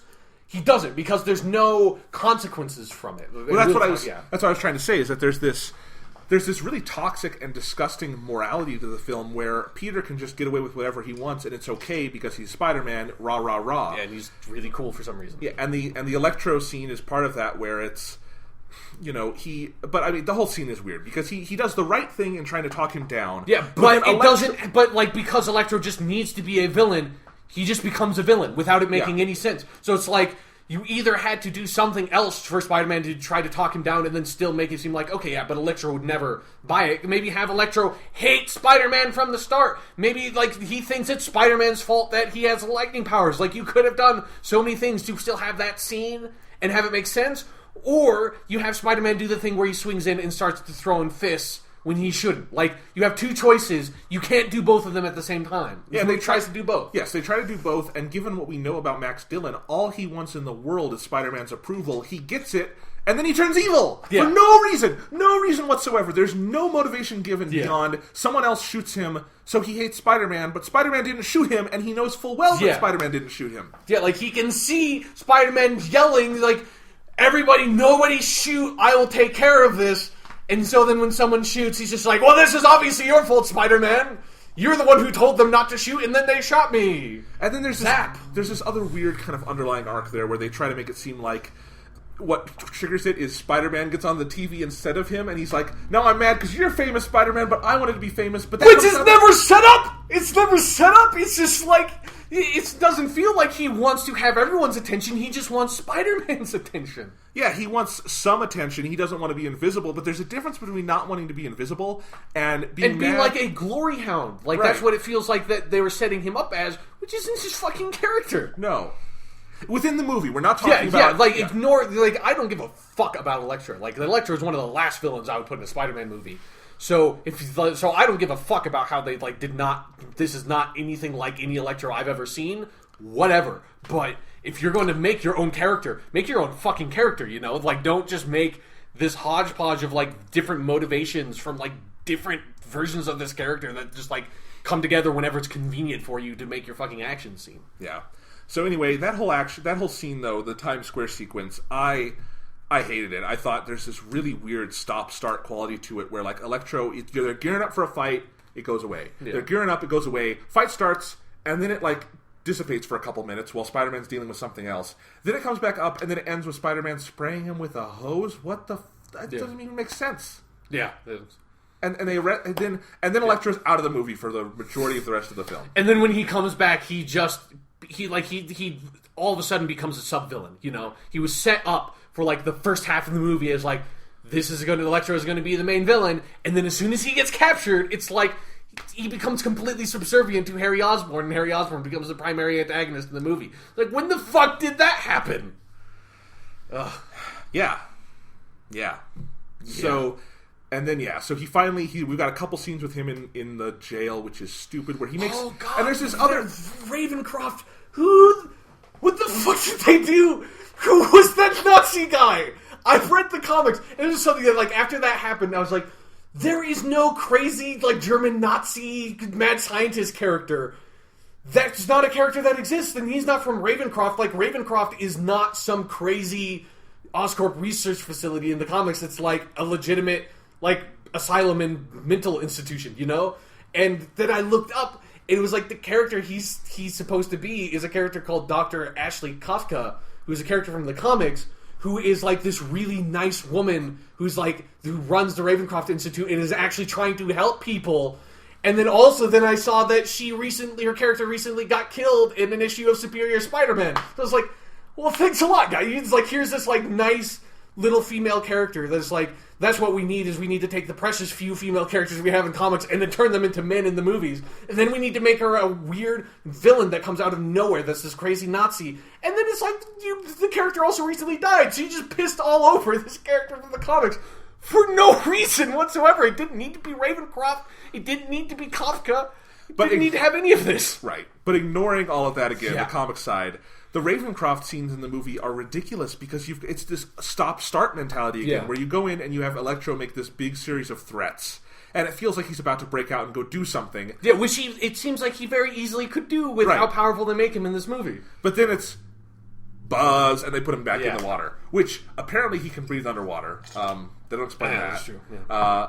I don't know why water stops him in the way it does, but I mean, I know water conducts electricity, but the water conducts electricity. Like, you probably should put him into some sort of insulator. Right. If you want to stop Electro. That's what I would do. I know. So I'm no fucking scientist. But. And that's the other thing, is they keep setting up Electro as, like, the most powerful villain in any superhero movie ever. Yeah. And then Spider-Man beats him with a hose. And then at the end, and then Gwen beats him by hitting a red button.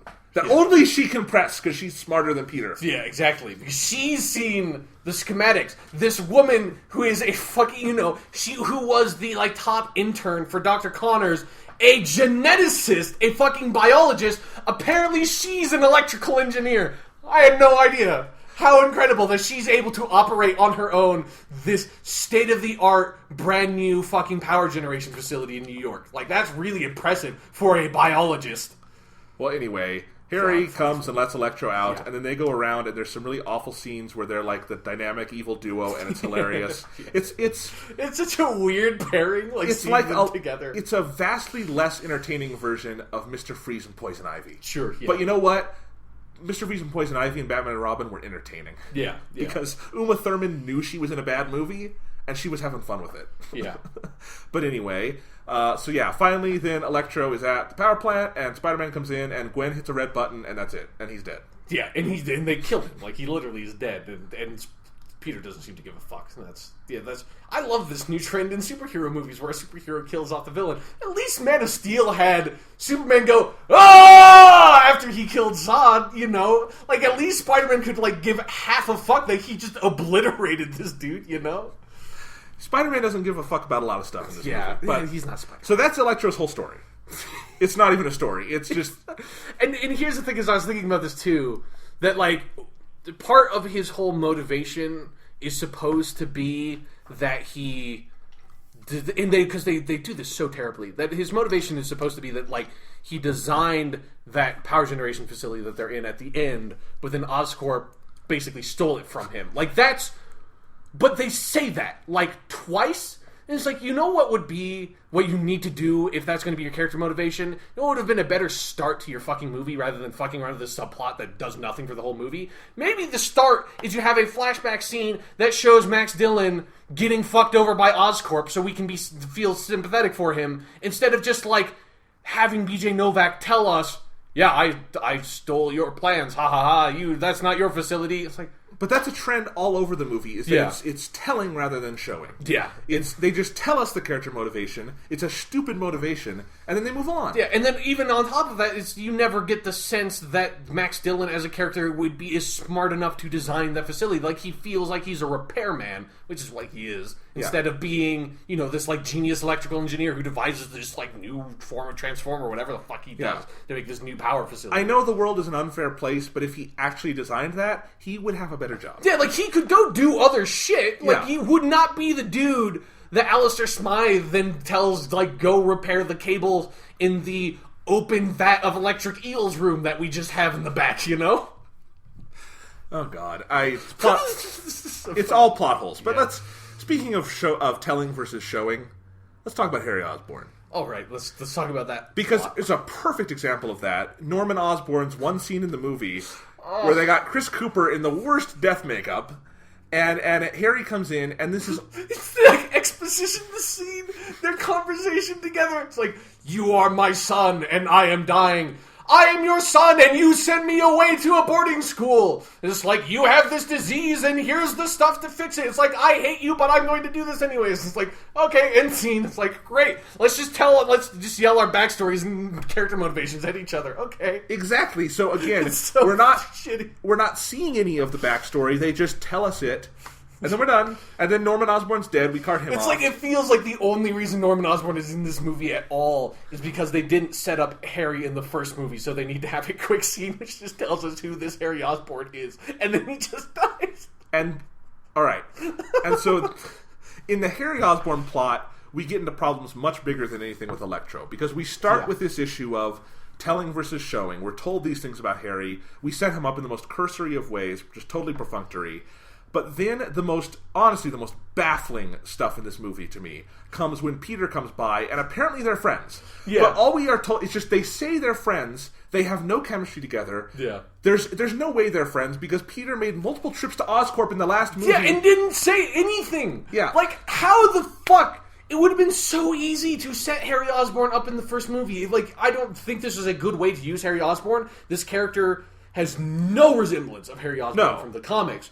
But, like, you still need to fucking set him up. Like, you can't just put this character and be like, hey, we're best childhood friends from when, like, we were friends when we were, like, 9 years old. It's like, that's not... And it's so... How would you wouldn't even be able to recognize each other. You wouldn't be friends anymore. So this is where... Yes, so this is where we get into the bigger problems. This is where we're told something, and then what we actually see in the movie contradicts it utterly. Yeah, like if anybody who has a logical, reasoning mind just immediately deconstructs what the movie tells you, is just like, that makes no fucking sense. Like, that's just stupid. Yeah, but I mean, even on a more basic level, just look at Andrew Garfield and Dane DeHaan in one of their bad scenes together, and tell me, do they look at all like people who are friends? No. Let alone, I mean, people who have ever met each other. I mean, they just... Yeah, it's like they're from completely different worlds. And I get, like, that's how it is in the comics, too, but it's like, the comics kind of explains it, and Peter has a relationship with Harry and his family. It's like, makes sense. It's like, how did Peter Parker, this dude who's, you know, this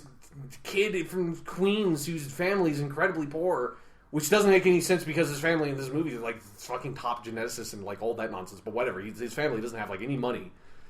How is he best friends with Harry fucking Osborn, who's the heir to the great Oscorp empire, you know?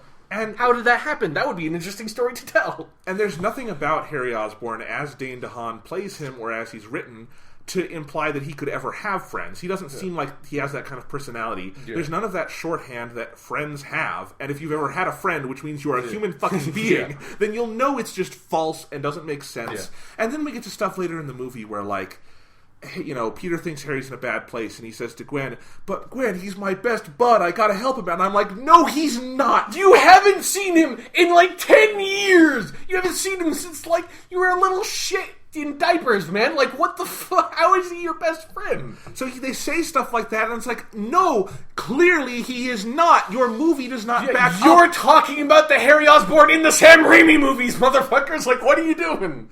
God, I mean... You know, just compare this to how Harry Osborn was not necessarily well used in Spider-Man 3, but their friendship actually had a weight to that movie, and it's a good spine to that movie, and it follows through. So Spider-Man 3 has a similar problem to Electro in this movie, where they introduce Harry as the Hobgoblin in the first, like, one of the first scenes, and then he's kind of gone until the last scene as Hobgoblin. But Harry has a presence, and he's a spine to that movie. Yeah. Spider-Man 3 is vastly better structured than this. Oh, God, yes. Spider-Man 3 is Citizen Kane compared to this. It basically is. It's just like, the problems with Amazing Spider-Man 2 are like, if the most hyperbolic criticisms of Spider-Man 3 were actually true about a movie, you know? I know. I mean, we'll talk about that later in the comparisons, but it's like, God. So anyway, we have all this awful stuff with Harry Osborn, and I think Dane DeHaan is the worst performance in this movie. It's just big and over the top, and he's just an utter scumbag completely, and that's his only note. That's his only note, sleazeball. And so he goes through the movie like this. Every scene is just, it's nails on a chalkboard. I wanted to kill myself every time he was on screen. And he just kind of goes in circles, and he's mad. And his one motivation, this is where we get into, again, stupid character motivations. Is he's dying, and he wants Spider-Man's blood. That's it. Yeah. That's it. That's his whole movie. And there's so much wrong. There's so much wrong with that character motivation. The biggest one, the one that baffled me the whole time, was just like, Norman Osborn just died, and he looked like he was like 60, like 50 or 60 years old. Yes. You were like 20. Dude, you've got like 30 years. What's the big fucking deal? Like, there are tons of people on the planet that are in like this exact same situation you are in. This is not that special or unique.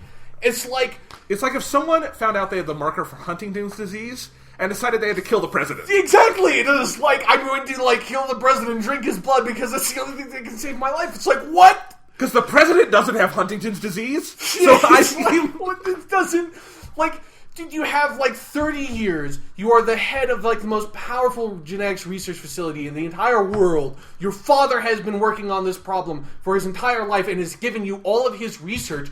You'll just be able to fix it.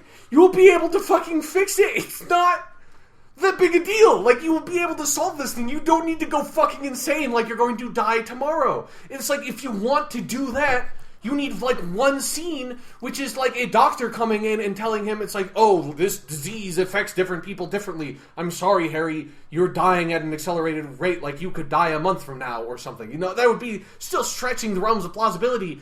But you need to do something, because the audience is just going to assume he has the same disease.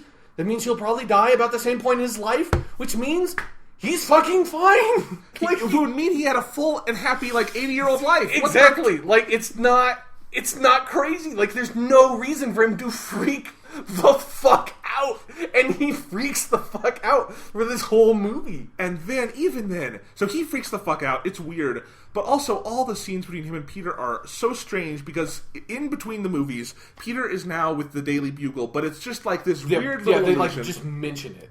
And it's so cursory, but it's also everything in Harry's subplot hinges on it. Yeah. Because he has to get Peter to go find Spider-Man, and then, Spider-Man comes by. Because you took a picture of this person so you can find him. And the other weird thing was, like, half of that scene, it felt like the dialogue implied that Harry really knew that Peter was Spider-Man, which would not be hard to figure out, in all honesty, especially if you're the head of Oscorp. Again, it's a point I made last week talking about Tobey Maguire versus Andrew Garfield, is you would never look at Tobey Maguire and say he's Spider-Man. Yeah. You would look at Andrew Garfield and be like, he's tall, he's handsome, he's cool, yeah, he's probably Spider-Man. And, like, all the, like, shit he's done, like, with, like, in the first movie where, like, when he's bullied, he, like, breaks the fucking backboard and all that shit. Yeah. He's obviously Spider-Man. Like, especially, again, if you're the head of Oscorp and you have, like, security footage of Peter sneaking in and all this nonsense and going into the spider room, which, of course, there'd be footage of that. Well, and there's been a lot of discussion online. There was that big scene in all the trailers where Harry was like, Oscorp has had you under surveillance. Yeah. And there's been a lot of discussion online about why was that cut out. Well, the answer is there are always scenes in trailers that are cut out. Yeah. But it does seem to indicate like there's especially a lot with these movies. Yes. Like, Amazing Spider-Man 1 had all of, like, or almost all of, like, that parent shit cut out to be stuffed into this movie. Which is what a fantastic decision that was. Yeah. And so Amazing Spider-Man 1 and 2 get to feel unfinished. Yeah. It's the biggest flaw with Amazing Spider-Man 1 is that they just, like, so many plots of that movie just feel like characters just disappear and, like, plots go nowhere. But at least that movie still has, like, a core plot that still goes somewhere. Well, and so, but anyway, the whole thing with that cutout material in this movie with Harry and Peter is that scene, without that stuff in there, plays as just... like it makes no sense. Yeah, instead of being just ambiguous, which I think is what they were going for, but it's not ambiguous, it's nonsensical. Yeah. Yeah, definitely. So then it's so weird because Spider-Man says, Harry, I'm sorry, I can't give you my blood, and even his motivations don't make total sense. For really no justified reason, because Peter, because this is like the one thing, weirdly enough, the only thing that the entire Richard Parker parent thing does to the, like, anything else in the movie is that it provides an explanation for why the Spider-Venom turns Harry into a Green Goblin-like creature at the end of the movie, because Peter is the chosen one. Because Richard Parker designed the serum to only work on him or his direct heirs for whatever reason. Because there's a ton of stuff that Richard Parker did. So in case I die, a lot of people can die too. But anyways, so he did. But that happens after Peter refuses to give Harry his blood. So Peter has no idea that allowing Harry to get the spider venom would seriously fuck him up. For all Peter knows, it would make him another Spider-Man, basically. You could totally, if you had written some scenes and shit that talked about this, you could totally make up a reasonable justification for why Spider-Man would refuse to help Harry on the grounds of I don't know what this blood is going to do. Like me becoming Spider-Man was a 1 in a million chance. This will probably kill you. I can't do this. You've still got 30 years to live to figure this out with the most powerful genetics corporation at your back, Harry. You could probably figure out another fucking thing to do this, so I'm not going to just give you my poison spider blood right now. But they didn't have any of that. So instead, it's just Harry's I can't give him... Or Peter's I can't give him my blood, but he's my best friend. So I'm just going to go over there and tell him that I can't give him my blood, and then I'm just going to leave. And it's well, that's great. You've solved everything for no satisfactory explained reason. You've just done all this shit just to make Harry... Again, it just feels like it's done to make Harry a villain by the end of the movie. Yes. Without coming up with any reason for it to happen. Right. So at that point, he goes insane, and then Oscorp screws him over, because that's what Oscorp does. There's no motivation for it. Yeah. And then he goes and frees... somehow, he breaks into Ravencroft with one gun. Yeah, apparently, he is a fucking, ninja. Yeah, agent of S.H.I.E.L.D. or something, because he, goes up to these two trained guards of this fucking psychological facility or whatever that is getting, owned by Oscorp and used for crazy genetic experiments. So these guys are probably pretty good security guards that you would want to hire, and he's able to, disarm both of them, steal their fucking taser and stun them. It's how the fuck did Harry Osborn just do that? But, whatever. He needs to be able to get into the facility, again, without any satisfactorily explained reason. You need this to happen. Like, this is the whole, like, structure of the movie until you get to the very end. Is it's just, like, feels like they just want to get to the point where Harry Osborn kills Gwen Stacy, because that's kind of a thing that happened in the comics. At least Gwen Stacy died in the comics. So to get to that point, you have to move all of these pieces into all these places, but you didn't bother to create a fucking plot that does it, so you just have it happen to get to that point. It's like what you said, like the movie just spins its wheels. That's exactly what it is. It just spins its wheels, moving through obligatory plot points without establishing any character development, any character motivation, without establishing plot points that make sense just to arrive at the end of the movie. Which, hey, guess what? If you do that, that makes the death of Gwen Stacy seem completely perfunctory and non-affecting in any way whatsoever. And so you just waste it all. We'll get to that. Yeah. I have words for that. Yeah. But we'll get to it. Oh, I do. Oh, we both do, I think. I think we're going to take some turns on this. Sure. All right. So, yes. Anyway, so he frees Electro, and then they go to Oscorp, and there's the weirdest scene in the whole movie to me is when they've got the guy from Oscorp, and Harry's just got a gun, and Electro's behind him in his hoodie. There's that weird shot where it's like after they knock him out and he wakes up, and it's like kind of from his perspective. It's like Harry and Electro standing over him, and Harry pointing a gun in his face. It's like, what the fuck is this? It's like this weird. There's that one shot, that great shot at the end of Avengers where Loki's taken out, and all the Avengers are standing over him, and Hawkeye's like pointing his bow at him. It's like, it's awesome. It's like that with like these two weird characters. They're so goofy. They're like it suddenly becomes they're trying to do Tarantino Reservoir Dogs. Exactly. Like it feels like there's this weird alternate reality Harry Osborn and Electro buddy cop movie or something. It's so fucking weird. And Dane DeHaan is still really awful, and it's just really hammy. And I also love that in this scene because he captures that like basically the guy he's not literally the CEO of Oscorp, but he's like basically it, because it's like he's the one who fucks over Harry and does all of that shit for really no satisfactorily explained reason. Like Harry finds out about this stuff that Oscorp is doing, is like, well, we're just going to kick you out. Instead of just like killing him or capturing him or like disabling him or doing something else. It doesn't really make sense. So I have that guy, but so Harry gets the gun and then tells him, take me to the secret bunker or whatever where the spider venom is. And then Electro just fucking bounces out of there with Electro, who is Harry's muscle. So Harry has this gun, but they walk through like all of the Oscorp facility to get down to that secret basement. It's like, how did that guy not beat the shit out of Harry? I get Harry has the gun. Harry doesn't know how to use a gun. Like, he's an 18-year-old fucking like trust fund kid. You know, like, yeah, he doesn't know anything about fighting. I mean, maybe he does, but like, no, he shouldn't. That dude looks like he could beat the fucking shit out of him, and there's all these security guards. You're the one who owns Oscorp. Like, you're the one who's running the fucking place. How is he not able to disable Harry? It makes no sense. Jack Bauer does it on 24 every week. Someone's got a gun on him, he just flips around and breaks their neck. Exactly. It's easy.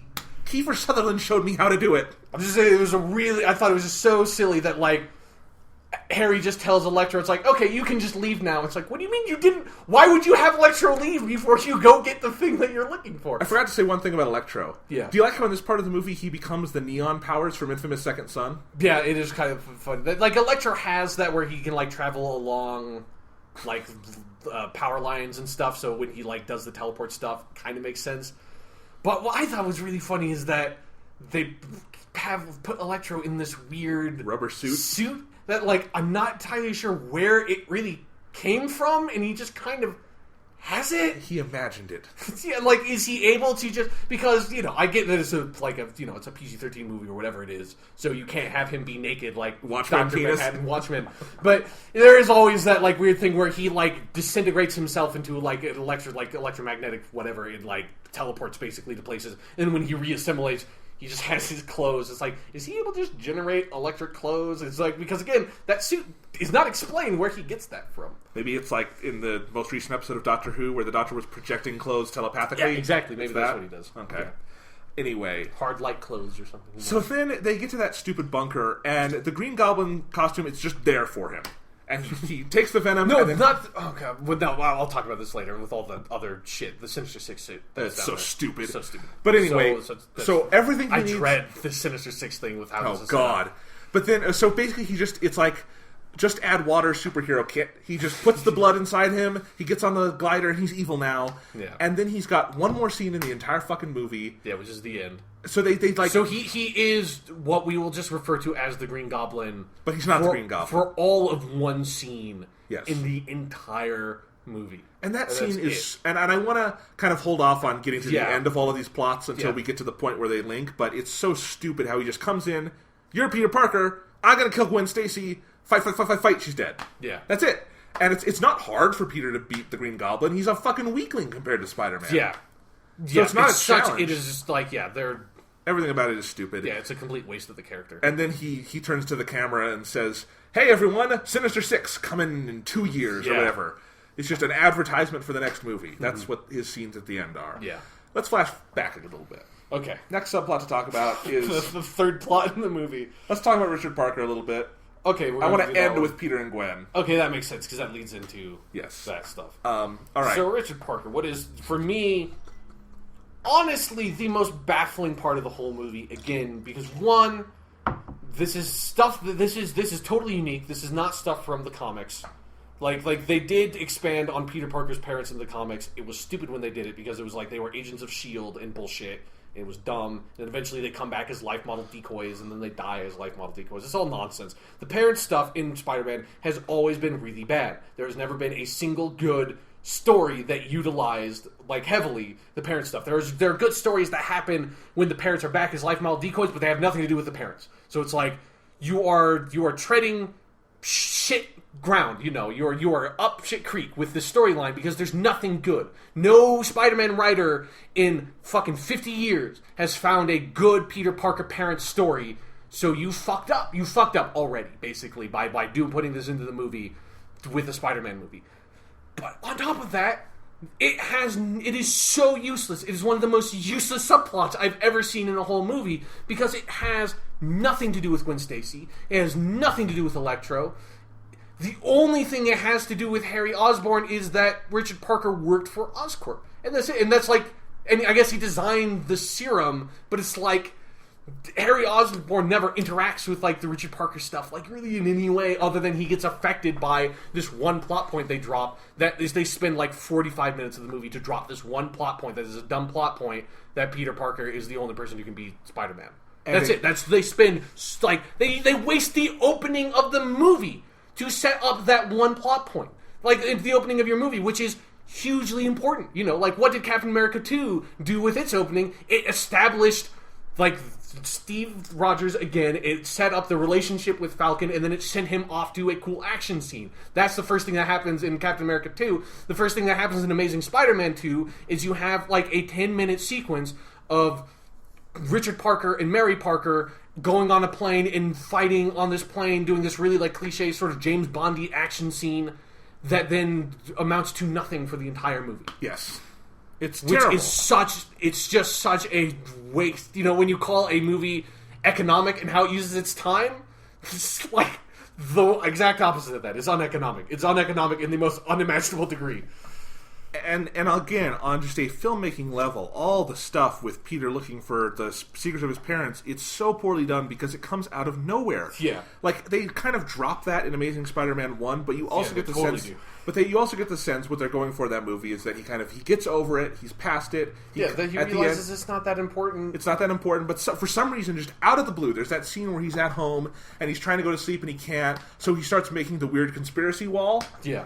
And it's just like this weird like music montage that does not fit with the tone of the scene at all. No. Like, what the fuck? So that's fucking terrible. Yeah. That's just stupid. And he gets all angsty about this. And then you have, to me, what is one of the worst scenes in the movie, because it takes two of your best actors and just strangles them to death.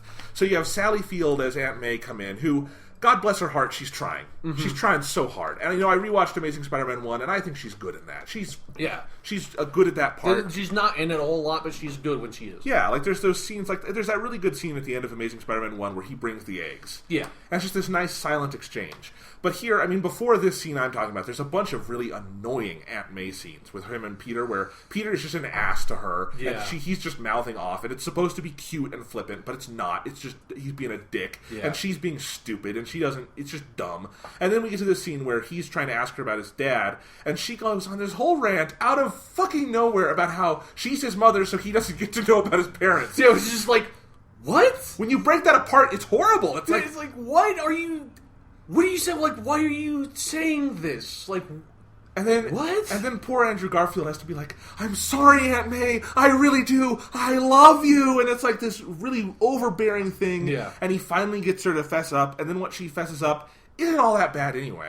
Yeah, that it's something that's just obviously not true, which is that she tells him that Richard Parker was like a traitor to the United States government or whatever, and like stole all the money and all this nonsense, which Peter basically like just knows isn't true based on all the stuff he's learned about his father, but he and like Dr. it. Connors in the first movie. Yeah, he basically is like, god damn it, I'm going to be really angsty about this, because that is what this subplot does. All it provides consistently is just an excuse for Peter Parker to be angsty in these scenes. Just to like try to make you feel sympathetic for him, but not for any good reason. Exactly. So this is what I wanted to go with on Peter's story, because this subplot is basically all Peter Parker has to do outside of Gwen Stacy. Yeah, and fighting people. And what's so weird is that, so in these isolated scenes dealing with Richard Parker, he's angsty and sad about it, but then he'll jump to a scene with Gwen, and he's fine, like it never happened. Mm-hmm. Or he'll jump to a scene where he's Spider-Man and it hasn't happened. And it's like, so they're like, oh yeah, you know what? In most movies, Spider-Man, he's kind of sad because his life is hard. We're not making it look like his life is hard. We're not showing him having any other responsibilities at all. Yeah. He's a fucking lazy bum in this movie. And so what are we going to have him do? Okay, he's going to be sad about his dad, but only in the scenes where we can fit it in. Yeah. You know what really fucking pisses me off? Is that he is all like... of this? Yeah, I mean all of this. But particularly about this is that he is like a million times more concerned about what happened to his father, who died when Peter was like 6. His father that he effectively barely even can remember. Than Uncle Ben, who died like a year ago. Yes. You know? It's like... What? Like... What about Uncle Ben? Who's like... The person who, like, in an actual Spider-Man story, you are torn up the fuck about because who died because it's basically your fucking fault, and it kind of is in Amazing Spider-Man 1. They don't make it as, like, obviously his fault. I actually think they do. I think it's much more his fault in Amazing Spider-Man 1. It's not as powerful to me as, like, when he just steps out of the way of the burglar, but... But here's what I was going to say. The entire reason in the Amazing Spider-Man 1 movie, the entire reason Uncle Ben goes out at night is because Peter is being a little fucking brat. That's the entire justification. Sure, but like it's not like it's Peter's been like using. I mean, it's all just because he's fuck up Spider-Man in so many ways. But it's not like in actual Spider-Man. The whole point is that Peter's using his powers for selfish gains, which he is not really doing that. I mean, he kind of is with the bully, but it's like he's specifically doing it to get money. He's doing the whole wrestler thing, and he's getting his money, and he's using his power to have like a power trip with it. And then, but then when he gets kind of dicked over, the fact that he has been abusing his powers and allowing his power to corrupt him means that when he gets dicked over, now he's no longer capable of doing the right thing. And I think just like symbolically speaking, him stepping out of the way of the burglar and the burglar just walking past him, and like Spider-Man standing there, he's in a position where it's like, I can just physically stop this person and I'm just going to let them go, is so much more powerful than like, oh, I saw this guy robbing a cash register and I'm not going to say anything. Okay, and then when the guy runs out of the place, I'm just going to start walking away. And the dude's going to tell him, instead of, why didn't you stop him? It's like, why aren't you going after him? It's like, those are two completely different things. So right. they fuck it up. They fuck it up. Like I agree they fuck it up. I'm just saying I think Peter comes across as more of a dick in Amazing Spider-Man 1. Yeah, in a shitty way. In a non-constructive way. Because again, and that's part of the thing about this movie, is that this movie had an opportunity to fix that flaw in the first movie by building off of that and showing him have guilt over what happened to Uncle Ben, instead of him just being generically angsty about what happened to his parents, something that really has nothing to do with him. Yes, exactly. So anyway, it's just a waste of a storyline. And then finally we get this stupid thing where he's got the coins in the calculator and he goes and there's the train, and it's just so dumb. It's just like how many ways can you break this down of like where it makes no sense? So one, in the opening scene, like what Richard and Mary are trying to do the whole time is upload something to Roosevelt, and they say Roosevelt a whole lot, and they're trying to upload some file. And then when you get to this part of the movie, what happens is you find out what they did is they uploaded a like video log of that Richard Parker's making at the very beginning of the movie that kind of calls back to the opening of Amazing Spider-Man 1, where he basically says, he just says what happened. It doesn't like show at any point that he put in evidence of like that this actually occurred. It's just him saying, Oscorp dicked me over and I did all these things. I'm sorry. And it's like a 3-minute video file that's what they were uploading to Roosevelt. It's not like this critically important evidence that's like, we have to back this up somewhere. This is really important. Then on top of that, that's their last thing that they do is they upload that to Roosevelt. And how do you get there? How do you access what like you spent your dying moments like when your wife who has been shot, instead of you taking care of her, and she's like, no, Roosevelt, you have to upload it. Where did you upload it to? A secret underground lab in a rundown subway tunnel that's no longer used. That is a subway car that exists under the tracks. And how do you get there? You have like 5 subway tokens that you stuff inside of your calculator that you put inside your briefcase that you left in the basement of the Parker house. How is anyone ever supposed to find that? The only reason Peter gets there is because he is really angsty for no reason and throws the calculator against the wall and all the coins fall out and he's like, what are these? Roosevelt? I'm going to type up Roosevelt. I'm going to figure out like this ridiculous series of trails to get to this point to find a 3-minute video clip from my dad that is completely useless for like any practical means whatsoever. Why did they do that? That makes no sense on any level. It's so fucking stupid. Here's my question. Go. What the fuck year is this taking place in? I don't know. Because 14 years ago, on a plane, they upload a video file. Yeah. You don't get internet on a plane now. What the hell's going on?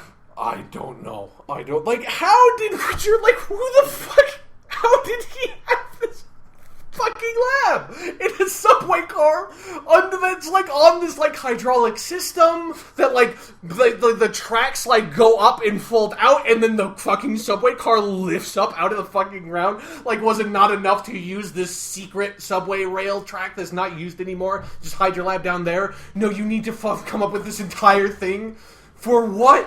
For one computer with one video file. That's all they showed.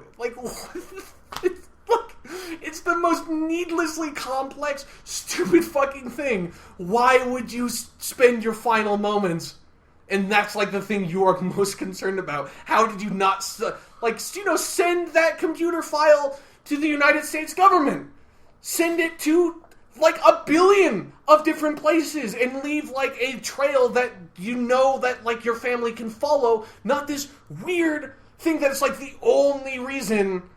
This guy Richard Parker must have been really egotistical because the only way that Peter would ever find out how to get to that fucking subway computer is if Peter is just so consumed by angst over the loss of his parents that he just has to destroy everything they owned. Characters on Game of Thrones, when they find out information in an age without electricity, get the message out more effectively. Yeah, there's a whole subplot in the first season of Game of Thrones more effective than this. It's so fucking stupid on every level, It's good God, it makes no sense. And again, that's where the subplot ends. Yeah, that's it. That's where it goes. And all that it does is it does two things. It retcons this version of Spider-Man's origin, that he's the only person who can become Spider-Man, and it provides a plot point, a reason, which you could have done this in so many different ways. It's not even funny that you could have done this in a million different ways that did not require this much screen time. Just set up a reason that Harry taking the Spider-Venom turns him into Green Goblin. That's it. That's all. That's all of what Peter Parker does in this whole fucking movie. Well, and here's the thing. That's what you spent the beginning of your movie on, was this ridiculous series of unbelievable events to deliver two perfunctory plot points that could have been, that one of them is just bad and another one could have been delivered in a million different ways. You know where it could have been delivered? Where? The first movie. Yeah, exactly. The speculation when that first movie came out is that all this information was given in that movie. I'd read this entire story 2 years ago. Yeah. So what if it had been in there? Then when we get to this movie, he would have an automatic reason for not wanting to give his blood away. Yeah, exactly. All you would need to do is have one fucking tiny little scene or part of a scene where you reiterate that information because Peter's thinking about it or something. That's all you would need to remind people that that's what happened. Gwen, hey, Peter, why don't you give him your blood? Hey, Peter, Gwen, don't you remember what I told you that the lizard told me in the last movie? I can't do it. If I give him, I'm the only people of the Parker bloodline. But that would have just been, oh my God. That would have been so... It's stupid. But we can't talk about it yet because that's all an adaptation shit. But here's the thing. This movie is so bad that bad ideas seem better than it. You know what I mean? Yeah. It's like we came up with this shitty scene that's like still more useful and efficient than the actual scenes in the movie. All right. So, Sean, let's get into the cream of the shit crop. Right. Which is Harry... fucking God. I see all the characters are so bland, I'm just mixing them up. Yeah, Who gives they're a so fuck? non-representative of their characters from the comics. Or like any version of Spider-Man. Yeah. Of the characters from, the PlayStation game from 20 years ago. That was a pretty good game. That was a really about good that game. I still have that game. It's good. If you ever want to borrow it. Anyway, yes. So, Peter and Gwen, it's so weird how they pitch it in this movie. So Because it's kind of tragic because that was one of the best parts about Amazing Spider-Man 1. It's the best part. Yeah, you're probably right. Yeah, it was Peter and Gwen's relationship. Even though, like, I had qualms with the fact that Gwen finds out that Peter is Spider-Man in that movie. Within that one movie, that worked. I mean, there's so much wrong with Amazing Spider-Man 2, but I think that was one of many mistakes they made for setting up a sequel that, like, they couldn't fix. Yeah, that they couldn't fix. That it's like that would have provided a much better like storytelling opportunity than what anything they could figure out what to do with Gwen in this movie. It's like at least if they had that, there would have been some conflict, some tension in this whole plot that just does not exist. So, no, and so here's let's do the scene because here's how their story starts. Is Gwen is at graduation, and this is one of those things where when I talk about the terrible dialogue in this movie, the epicenter of terrible dialogue is her speech. The speech! It's like, life is short! Yeah, it's like, I know from the comics that Gwen Stacy is going to die. I didn't know, I was not spoiled on this movie, so I didn't know that she was going to die in this movie. Like, I suspected it, but it was like, I didn't know for sure. But as soon as her speech is entirely about death and moving on from death and all this shit, it's like, you might as well just have her say, I'm going to retire in 3 days, Like, it's just that. Like, it's way more overt than that, though. Yeah, it's like... you just put, like, the biggest fucking crosshairs on that character. It's unbelievable. It's just like, well, fuck, she's dead. And so that, like, already ruined, because now you're just waiting for that character to die for the whole movie.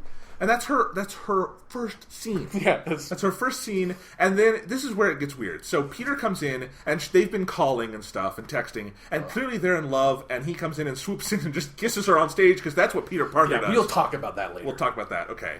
But yeah, so they're really clearly in love, they're having a good time, and then he sees the ghost of Dennis Leary, and it guilts him into breaking up with her, apparently for like the 5th or 6th time. So that just doesn't make any sense. Because again, let's reiterate that, like, the status of their relationship from the last movie was they got together like halfway through the movie. They were like, teenage love, whatever. But then Dennis Leary, who's Captain Stacy Gwen's dad, who's the police captain, dies at the end of Amazing Spider-Man 1 because he's killed by Lizard, and his dying words to Peter, and this is one of my biggest problems with the first movie, his dying words to Peter are, stay away from Gwen, you are too dangerous for her, promise me, and then he dies. And he promised. Peter promises. Yeah, and then Captain Stacy dies, and then so that's like the climactic scene of the movie, and like 5 minutes later, the actual last scene of the movie, because Peter, they do the thing too where like he doesn't go to the funeral or whatever, and Gwen comes to his house, and Peter's like, I can't do this. It's like, are you breaking up with me? It's like, I can't do this, and then they leave, and then the very end of the movie is they're in class together, and then some teacher says something stupid about like, don't make promises if you know you can't keep them. That's the Halo line, but whatever. It's basically what she says, and then Peter whispers in Gwen's ear, but sometimes those are the best kind of promises, and then shows him swinging at Spider-Man. That's the end of the movie. So the end of Amazing Spider-Man 1, it tells you that Peter, instead of actually properly breaking up with Gwen, he rejects the dying words of her father, words that, wise words, because Gwen Stacy dies and Peter's life is extremely dangerous. He rejects those words and said to have this relationship with her. So at the beginning of Amazing Spider-Man 2, they were in a relationship. And then he does the exact same thing when he does, like, before they get back together in Amazing Spider-Man 1, where he's like, I can't do this. It's like, why did you just, like, repeated this? Like, what are you doing? How did you, like, why did you have them get back together at the end of Amazing Spider-Man 1 if you're just going to open with them with the exact fucking scene where they break up at the end of Amazing Spider-Man 1 before they get back together? It makes no sense. It makes no sense, and really there's so little to talk about with this subplot because it doesn't do anything for the whole movie. They are literally just, every conversation they have can be basically summed up in, oh, I love you, but we can't be together, but we should be together, but I can't be together, blah, blah, blah, blah, blah, and then they leave, and they go to another plot. Yeah. And that's it. And it goes doesn't in circles, develop. and Their characters don't develop. It doesn't do anything. It makes no fucking sense. It's just and this is why I say the chemistry is just driven out of it, because you just look at them. Like, I think the perfect example is that first breakup scene in this movie, first of many, where they're outside the Chinese restaurant. I break up with you. And I break up with you. How can you have chemistry while saying those words? You can't. And so, like, and it also reduces these really, really talented young actors to this really small bag of ticks. So basically, all Emma Stone is allowed to do is make her eyes really big and buggy. Yeah. Or, like, pout a little bit. Yeah. That's all she's allowed to do, even though she's a really talented actress. That's Yeah. all they have her do. And Andrew Garfield just kind of squirms and shoots Like, out words. I want to be with you, but I can't. Yeah. That's it. I'm and tortured. And that's every scene. And so whatever natural chemistry they have, to me, is so suppressed by everything around it, where I actively despise the characters because they're such assholes. Yeah. They just don't, like, Peter, if you were really Spider-Man, if you were a good Spider-Man, you would just leave her alone and go away. You would never have gotten back together with Right. her in the first place. Like, again, it's something where it's like, you know, it's the end of Amazing Spider-Man 1. If, like, you can't end that movie that way if this is what you're going to do in the sequel, because it doesn't gel with the way you ended the last movie. Like, it needs to flow. It's just nonsense. It's nonsense. It's just terrible. It's just everything about it. All of these scenes they have. You know, they have that scene in Times Square that's awful. Then they have the scene where, this was the worst scene in the whole movie to me, between those two. Sure. Was where she's at her job audition for Oxford. Or not job, she's at her interview for Oxford. And Peter comes in, and because in this scene they've decided Peter is an idiot. Yeah. Every scene Peter is something different. And so in this scene, Peter's an idiot. And he comes in and he's just like going on and on and on about something. Like, this is all the stuff that's happening in my life. Like, I know you haven't been a part of the rest of this movie, so I need to inform you of everything else that has happened in this movie. Because our thing had nothing to do with Electro or Harry and all this nonsense. And this is where the relationship really, and it's in all of these scenes, but this is like the epicenter of how toxic it is that he doesn't care about Gwen. He just keeps talking about his own issues and why he wants to be with her and why she should give up everything in her life and everything she likes and her safety and everything to be with him. Peter is a fucking misogynist pig. Sure. That's all he is. And Gwen is just this weak little girl who, you know, starts to try to be independent and then it's like, oh, fuck it, I'll just be with Peter. Yeah, but it's her choice. It's her choice, Jonathan. It's her choice. I hate that. I hate that so much. I hate everything they do with all that. That's like saying, that's like the battered wife argument. Like, you keep going back for it, so it's your choice. It's like, no, it's not. She's in an abusive Gwen is in a legitimately kind of emotionally abusive relationship in this film. I mean, it exactly is. Because Peter, the way Peter, like, knows he shouldn't be with her, but then keeps on kind of like he's like Peter's so odd, like he's fucking stalking her. And the stalking! I forgot about that, and she thinks it's cute. What the fuck? He's using his spider powers not to stop crime, not to fight people, not to save people, but to stalk Gwen Stacy. Yeah, but she makes his spider sense really tingle. If you know what I'm saying. Well, sure, then make up your mind. Like, you know what Tobey Maguire's Spider-Man did in Spider-Man 2 when he realized he couldn't take it anymore? He stopped being Spider-Man. Yeah, like, I've been thinking about Spider-Man 2 a whole lot recently, too, where he has that great scene where he runs up to her and is like, there's something I thought I had to do, and I don't have to do it anymore. Like, that Peter Parker goes in all the way, one way or another, you know? That's kind of his problem in that movie, is he needs to find a balance. This Peter Parker is just like, I want to have everything, so I'm just going to ruin everything. Yeah. But I'm not going to have, like, there's not going to be anything that's going to force me to learn from this experience. Actual Spider-Man would never do anything to put his loved ones in danger directly. Yeah. This Spider-Man, everything he does puts everyone in danger all the time. Exactly. I'm surprised Aunt May didn't, get beaten to death somewhere along the line. It's so fucking weird. Oh, by the way. Yeah. Why does Peter not know how batteries work? Oh, God! Right! And you know what, though, is that whole... Because, there's that whole scene where he's trying to figure out how to make his web shooters not blow up when... Even though Electro is in jail now, so who cares? Yeah, exactly. Like, there's no... he should just assume that Electro has been defeated. But... So they have that whole, like, montage where he's trying to figure out how to make them, like, not, like, insulate or something, whatever he's trying to do. And he's playing a YouTube video. Some dude is like, when batteries have too much voltage, they explode! It's like, well, Peter's a fucking... Because that's actually one of the things I liked about the first movie, is that they were largely consistent about a lot of the stuff that Peter knew as a scientist, is he seemed very, like, physics and mechanical engineered focused in a lot of his studies. Yeah. Because Peter's not the one who solves all the bullshit about the cross genetics. his father did, and he finds his father's equation. So Peter is very clearly established as more of like a mechanics guy, which means he would be the one that knows about the electricity bullshit. Gwen Stacy is like the biologist cross-geneticist person. She should not be the one who solves that problem at the end of the day. You know, she's like, oh, magnetize your what if bullshit nonsense, whatever. Okay, let's do that. This is science. So stupid. And then, okay, so then I love at the end, you know, where also Peter... here the one thing I was thinking about in that entire scene where he's watching the YouTube video in that montage is how great would it have been if he was watching the Bill Nye episode where Bill Nye talks about batteries. It's a good episode. Yeah. I had that on VHS tape, and it had some of those like play battery stuff. Yeah. Did you have that? Yeah. That was a cool kit. Yeah, exactly. Yeah. So missed opportunity. That would have made this movie so much better if just like a little shining spot of Bill Nye the Science Guy like right in the smack dab middle. Bill Nye that would have been great because I was literally, this is how bored I was, because I should say this was my reaction to this movie. I was not angry at this movie until probably like 3 hours after I watched it and I was really started thinking about it. I was just numb because I was so bored. Because this movie, that's how much of a failure it is in its narrative structure that nothing follows from anything else, that it feels like you're sitting there for like 5 hours because nothing builds up. It's such an incoherent story that I'm just sitting there and I was so bored that what I was thinking about for that entire sequence was just... if they had Bill Nye here, that would be so cool because Peter Parker is of the right age. He would have been so into Bill Nye. Like, that would have been a great little character trait. But no, they missed opportunity. Yep, that was too bad. Like, I could forgive the battery stuff because if you're turning to Bill Nye, that shows you are humble in the face of science. And it's more like he's doing it, he's watching Bill Nye for fun, than for the memories, while he's actually doing this actual science shit that he really knows. And the thing I love about this whole battery thing is that he doesn't figure it out, so he just gives up. Yeah, exactly. And then Gwen just has to... It's like the movie forgets that he didn't figure it out until the end, so Gwen's just like, we need to magnetize him with a car battery. It's like, okay, Gwen, electrical engineer lady, that's not how that works, but okay. And then it's like, now I can fight Electro with my magnet web. So stupid. But then I want to talk also about that scene where Gwen, they have the car battery and stuff, and then Peter, to keep her safe, webs her to the car. That's not keeping her safe. Yeah. That's ensuring that if anyone like runs down the street with a gun or something, she will be the first in line to die. Also, if that hood closes, it's going to break her fucking wrist. Yeah. It's so stupid.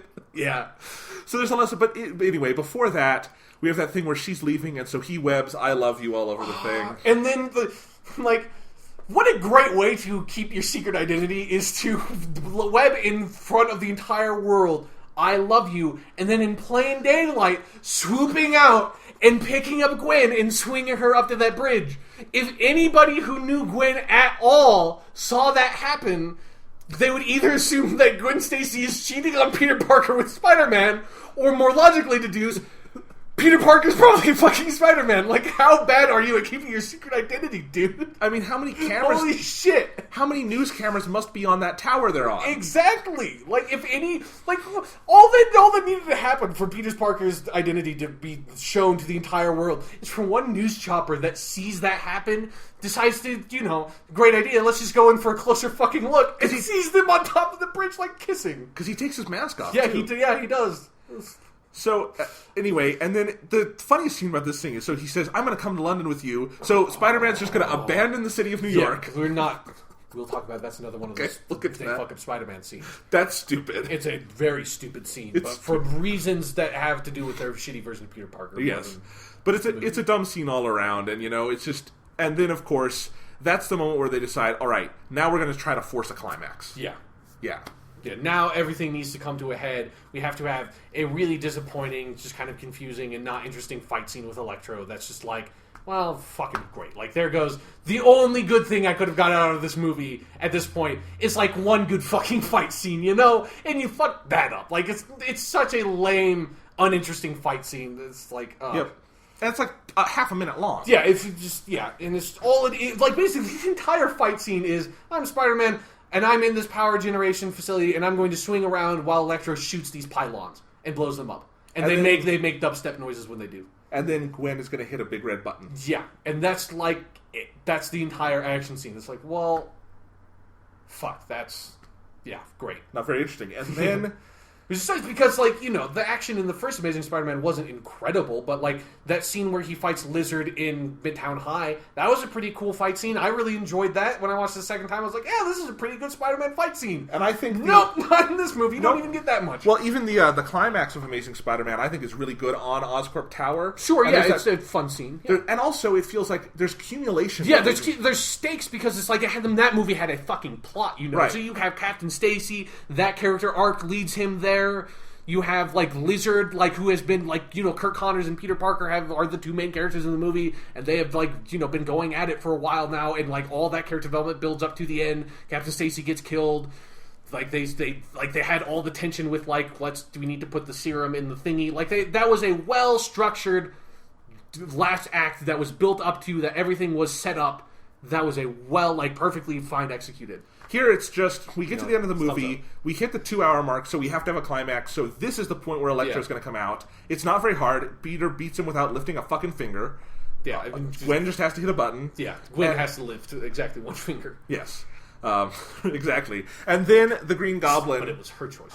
And remember, whenever I say Green Goblin, it's air quotes. This is like one of the worst adaptations of a character I've ever seen. This is such a waste. So every time I say Green Goblin, imagine quotation marks. So the Green Goblin... He's more kind of like pale yellow than green when you come down to it. It's all stupid. Yeah. So anyway, he comes in, and he's mad. He wants Spider-Man's blood. He's like, rah, rah, rah, I want your blood. Oh, you're Peter Parker because Gwen's here. Gwen Stacy's there. I love how he does it like 5 times. He's like, he looks at Peter, he looks at Gwen, he looks at Peter, then he looks at Gwen, he looks at Peter, then he looks at Gwen. He's like, huh.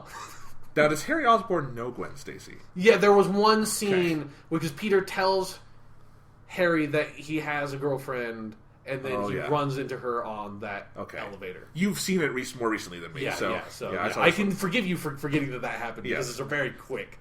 Oh yeah, there's that whole horrible scene where he's trying to let Gwen get out, and so he just... It's a really creepy, like, him on the elevator with Gwen is this really uncomfortable scene where it's... No, I mean the scene where Peter is trying to let Gwen on the elevator, so he has the coffee and he's pouring it on people, and there's like this whole, like, bad Buster Keaton slapstick. Yeah. Really bad imitation. Like, Buster Keaton is awesome. Yeah. This is not. That's the difference. Anyway, so the Goblin comes in, he picks up Gwen... And this is where... Okay, I'm going to describe my reaction to this first. Sure. Because I have more of just a movie reaction. Maybe you can explain it from the comic side a little bit. So anyway, the Goblin picks up Gwen. He takes her to this clock tower, drops her. Peter has her for a while, misses, saves her, and then in a surprisingly graphic shot, he catches her, she breaks, and then she hits the ground and bounces up. And it's more graphic than I think they should have done for the context of this scene. But anyway, we'll get into that. So...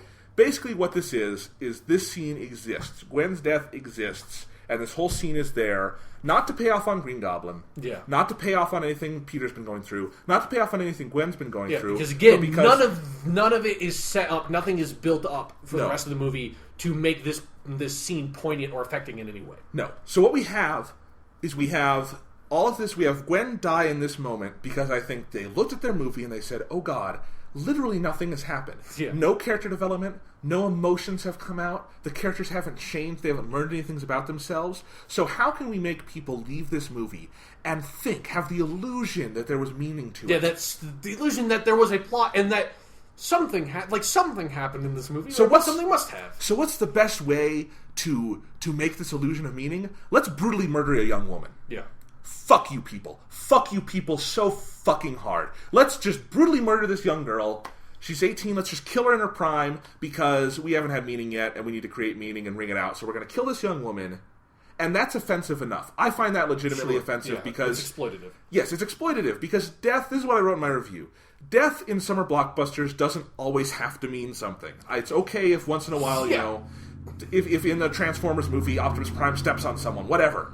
That's fine. Yeah, when there's like little collateral damage and stuff like that. Yeah, like you can shoot in such a way that it's like you can accept that it's a movie, whatever. This character needs to die. It's not like a big deal. But when you have a prime character in your films, and it's a young person... Yeah, like the main character's love interest, for God's sake. It's a main character in the series, it's a young person, all of this, and you just kill her just to create the illusion of meaning. That is textbook, page 1 exploitation. Yeah. That's what exploitation is. It has no meaning anywhere else in the movie, and they don't follow up on it well whatsoever. No, they don't. what they do afterwards, and a lot of people have been saying, oh, this is the best part of the movie. Fuck you guys, this is the worst part of the movie, because what it exposes how bad the rest of the movie is. Yeah. Because here's where it really gets to me, is you get through, so Gwen dies, I think it's, again, for how nothing a moment it is, I think it's too graphic on that level. Sure. Even though there's no blood, but it's still just the image is just like, it's there to hurt you like kicking a puppy. That's all it is we're kicking a puppy. So they kick the puppy, they kill Gwen, and then we've got 5 minutes left in the movie. It's also really important to note that Spider-Man defeats Green Goblin before Gwen dies. Yes. So he doesn't even get to have, like, you don't even get, like, a revenge motivation out of it. Like, you just get nothing. Like, nothing comes from that death. Yes. Go on. Nothing comes from it. And so then they're like, okay, we've got 5 minutes, but we can't let the audience leave sad, so we have to make Peter happy again. How do we make Peter happy again? We're going to give you the most bullshit fortune cookie version of grief we can possibly imagine. And there's 2 layers to it. First layer is we have Aunt May basically telling Peter, here's how you deal with grief, Peter. You box it up, compartmentalize it, and forget about it. Yeah. That's grief. You put it in a box, you throw the box away, and then you're okay. And I know what they're trying to go for here, which is the thing about, moving on, and you can't just be consumed by that person. Yeah. But that's not how grief works. You don't just say, you know what, my significant other died, so if I put her picture in a box and get rid of the box, I'm okay now. Yeah, and and like that issue of like if you're trying to because they are doing the thing where he's consumed by grief because he's abandoned his mantle as Spider-Man. This all happens like the last 5 minutes. He's so crammed into the end. He's abandoned his role as Spider-Man, and so in the last 5 minutes, they just try to tell him, like, give the whole thing about how you overcome grief, as if the rest of the movie was building up to that point, when it isn't, because he's not grieving over it. Like, if maybe he was still grieving over Uncle Ben.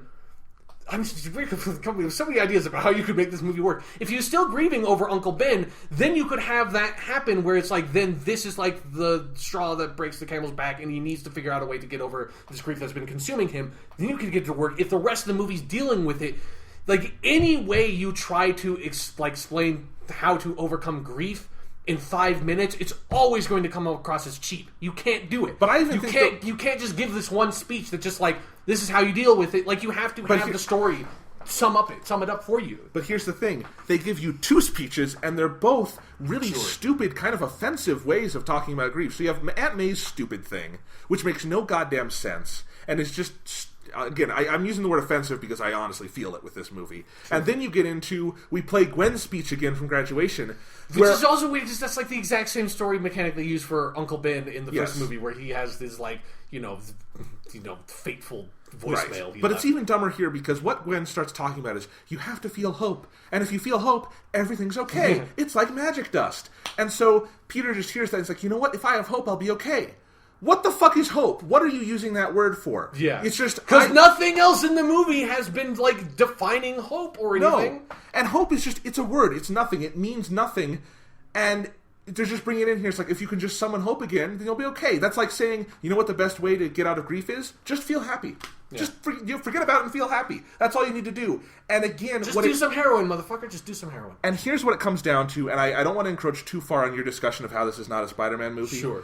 But it's relevant to this, which is that they say it's a way to make Peter look like a good person, even though he's an awful person in this movie. Yeah, exactly. It's one of the many ways the movie, like, bends backwards to try to, like, make it so Peter is a hero. So here's the message at the end. It's that Peter did nothing but awful stuff in this movie. Yeah. But if he compartmentalizes his grief by putting it in boxes and throwing it away, and then just feels happy about things that he should feel sad about, then he can feel like a good hero. And you know what that is? That's sociopathy. That's psychopathy. That's just kind of what he's felt like in weird instances in this movie, especially with, like, the quippier stuff. In live action, just like, he kind of feels like a sociopath. Maybe that's the whole point. Maybe this is some weird postmodern commentary on Spider-Man. It's not, but maybe it is.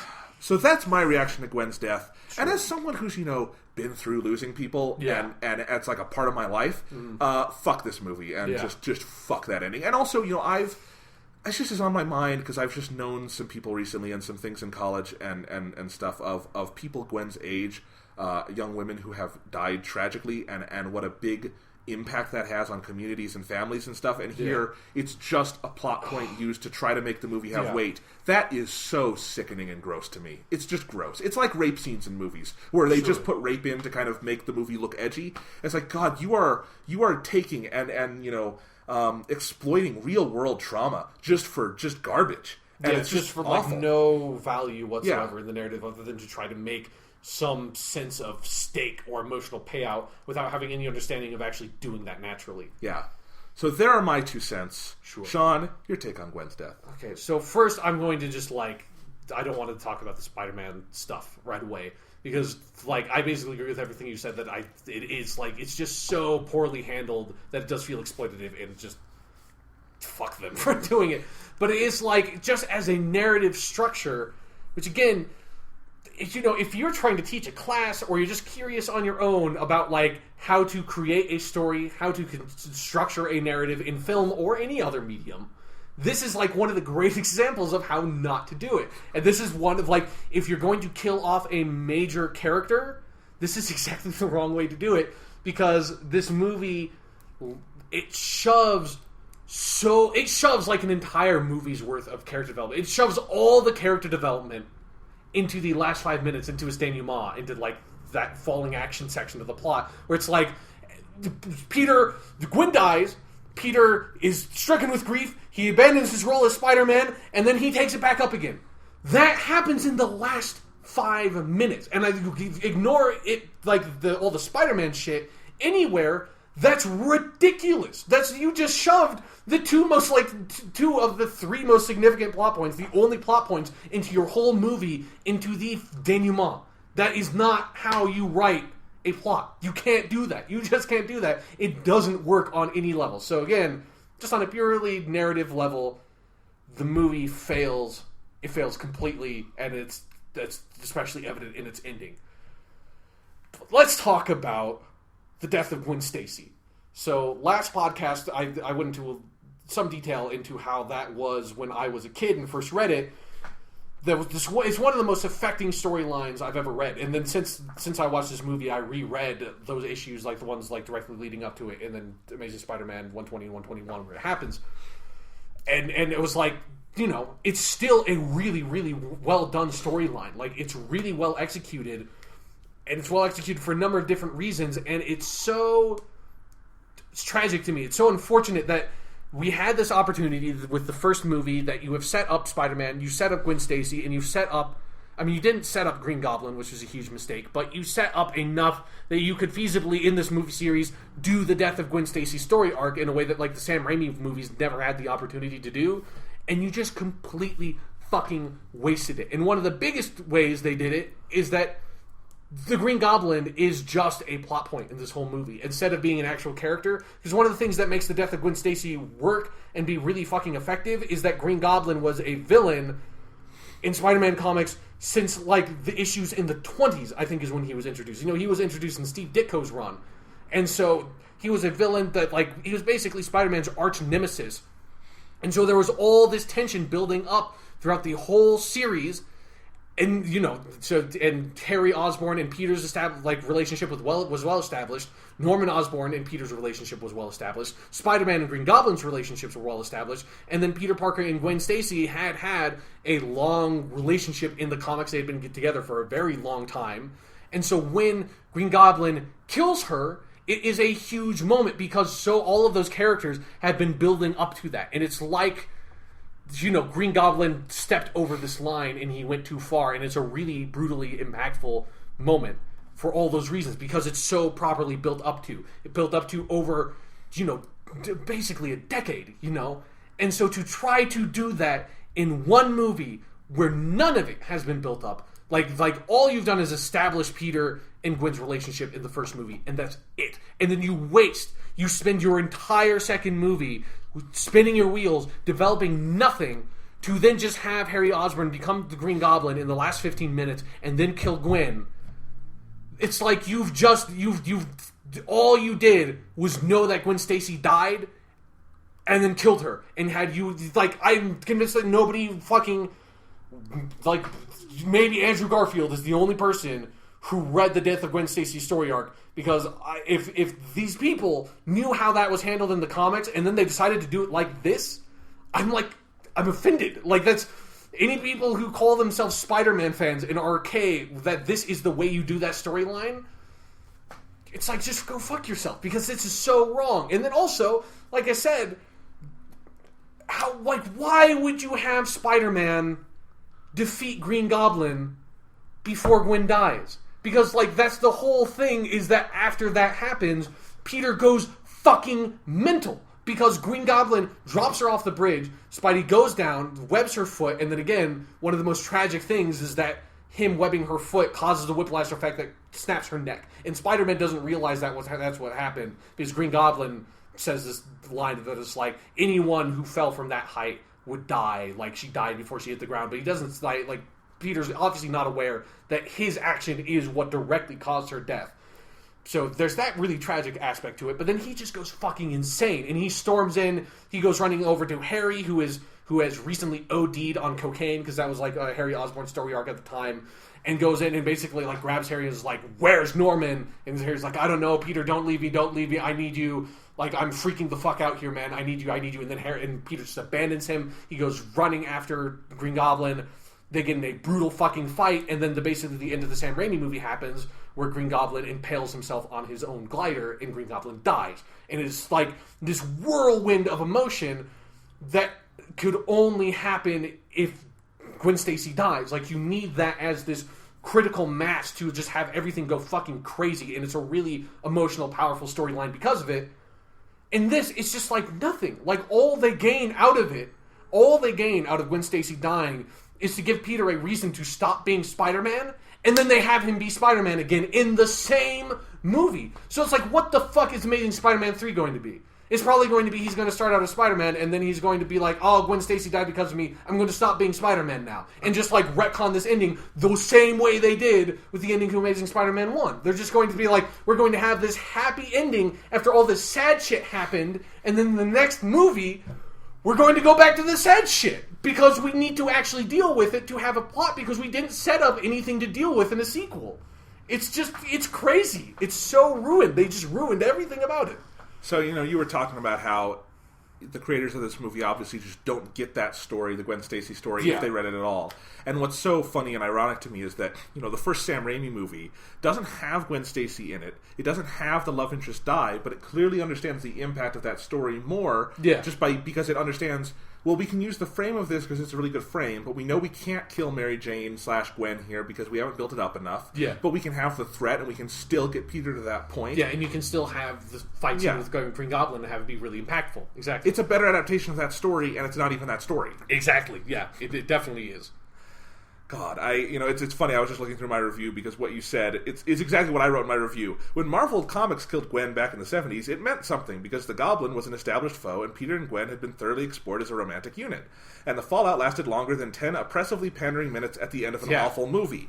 Here it means nothing except that The Amazing Spider-Man 2 has the utmost contempt for its viewers, and that angers me indeed.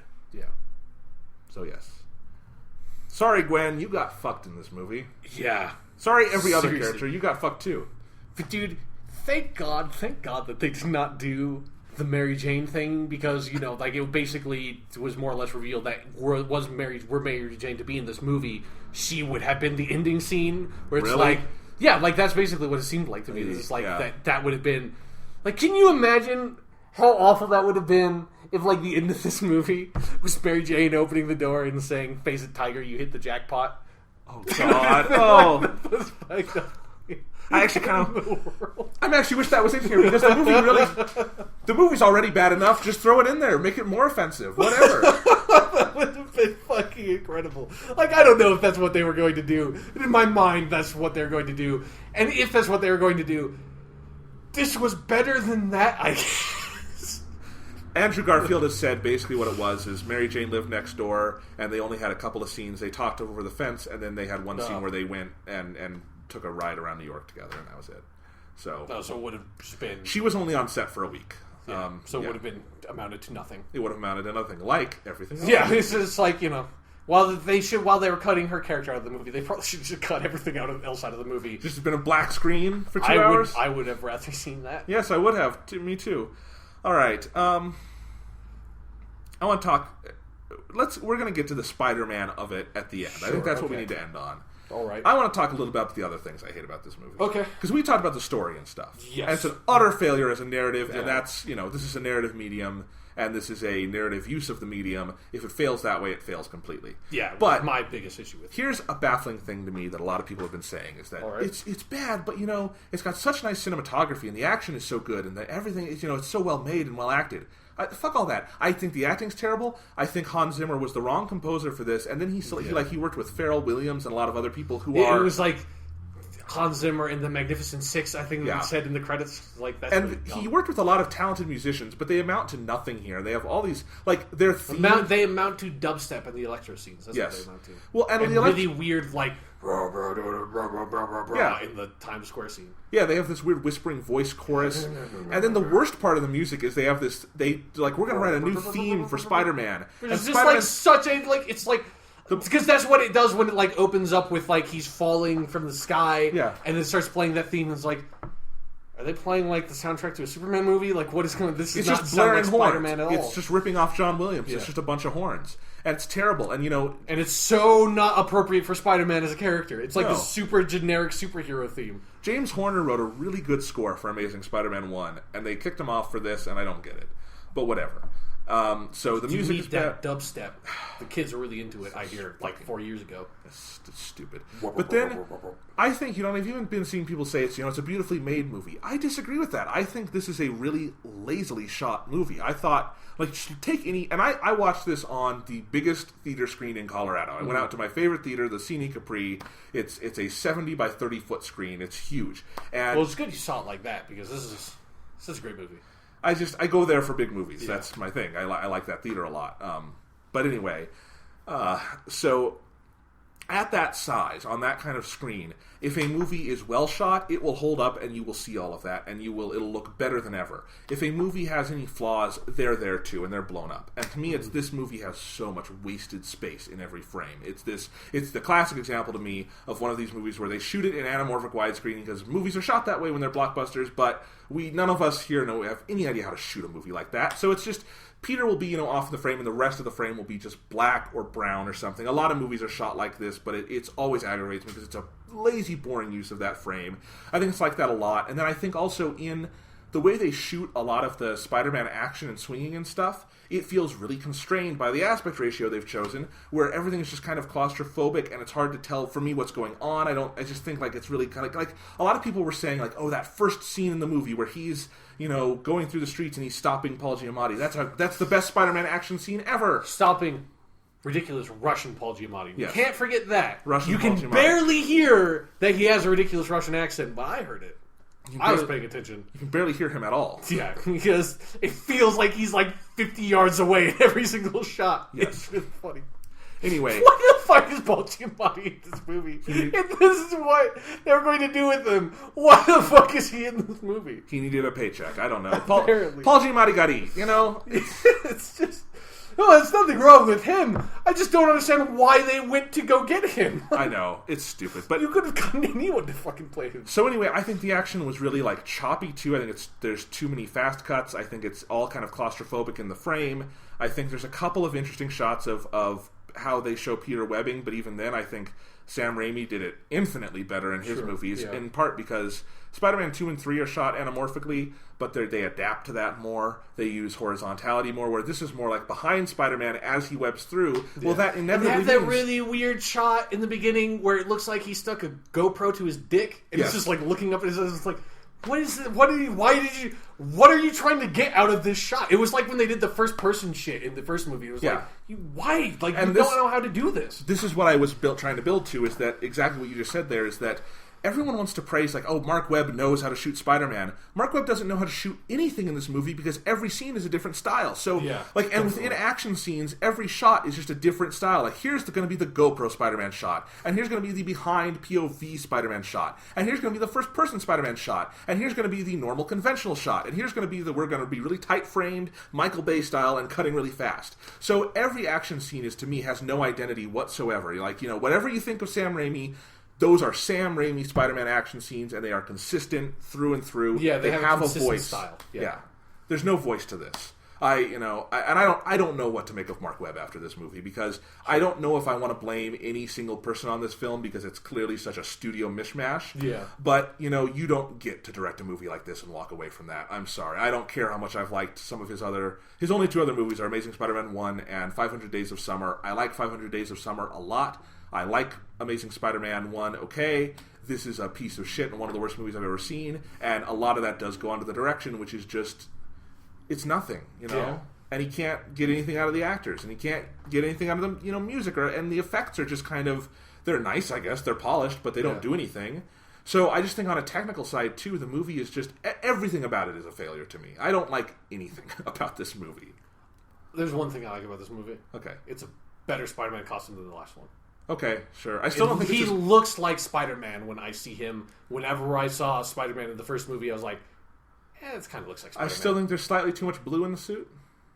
His torso area is bigger than it was in the Raimi movies. I like that suit better, but sure, like they don't have the big fat spider logo on the back. We still have not gotten that represented yet, but they have a really obsession with making like the legs on the spider logo really fucking long, and I don't understand it. I don't like how it looks, but it's 1,000 times better than the one in the first movie. Because, like I said, like when I rewatched it, it's like, what the fuck were they thinking? It looks so bad. It doesn't look anything like Spider-Man. His lenses are like yellow.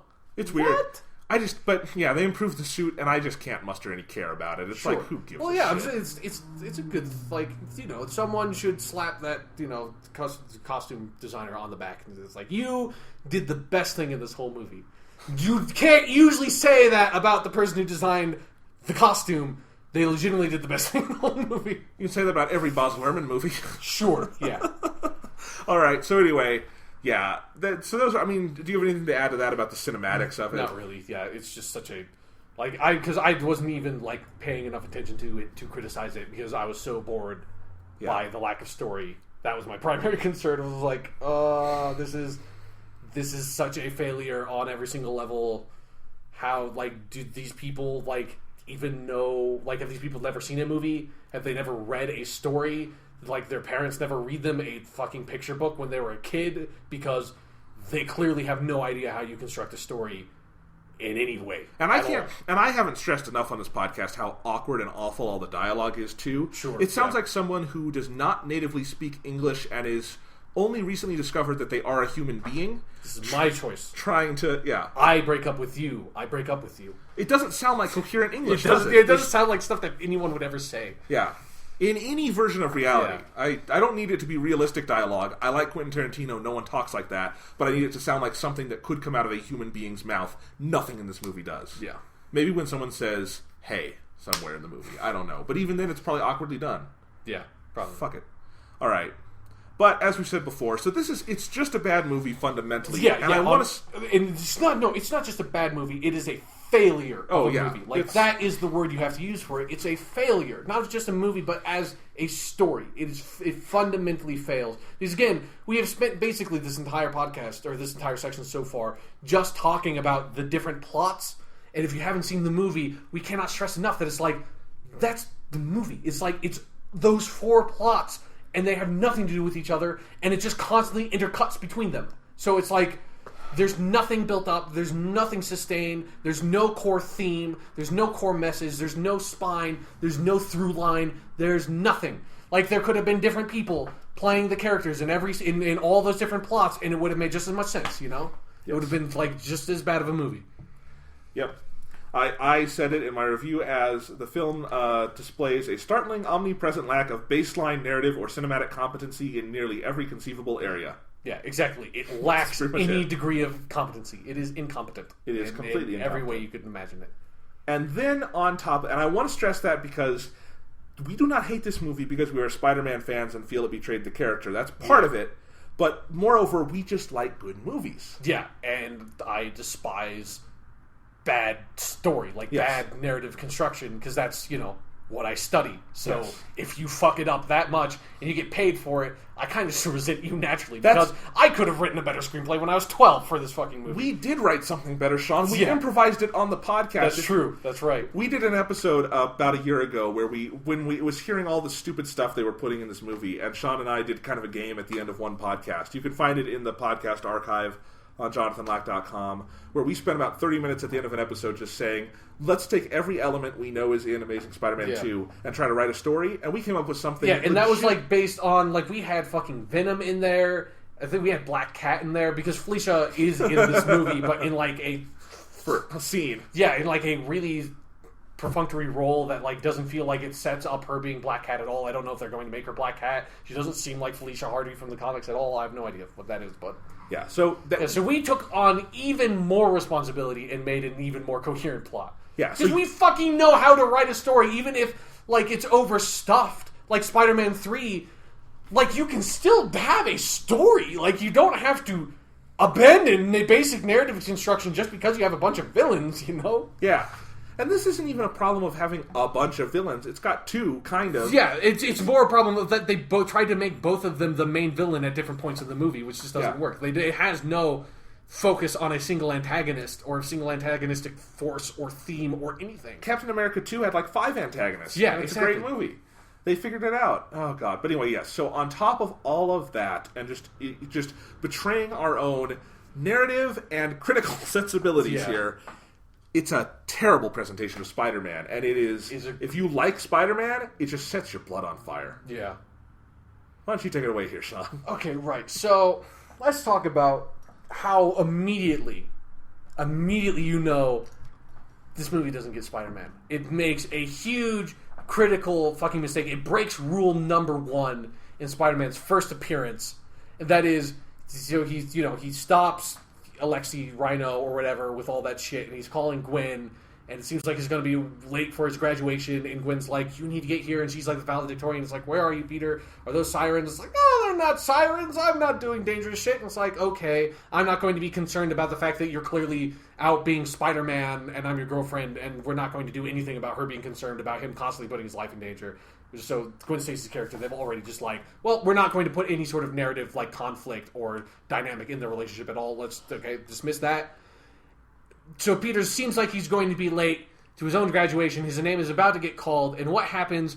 He basically he doesn't literally swing onto stage because everyone knows he's Spider-Man. But he basically just swings onto the stage right on time.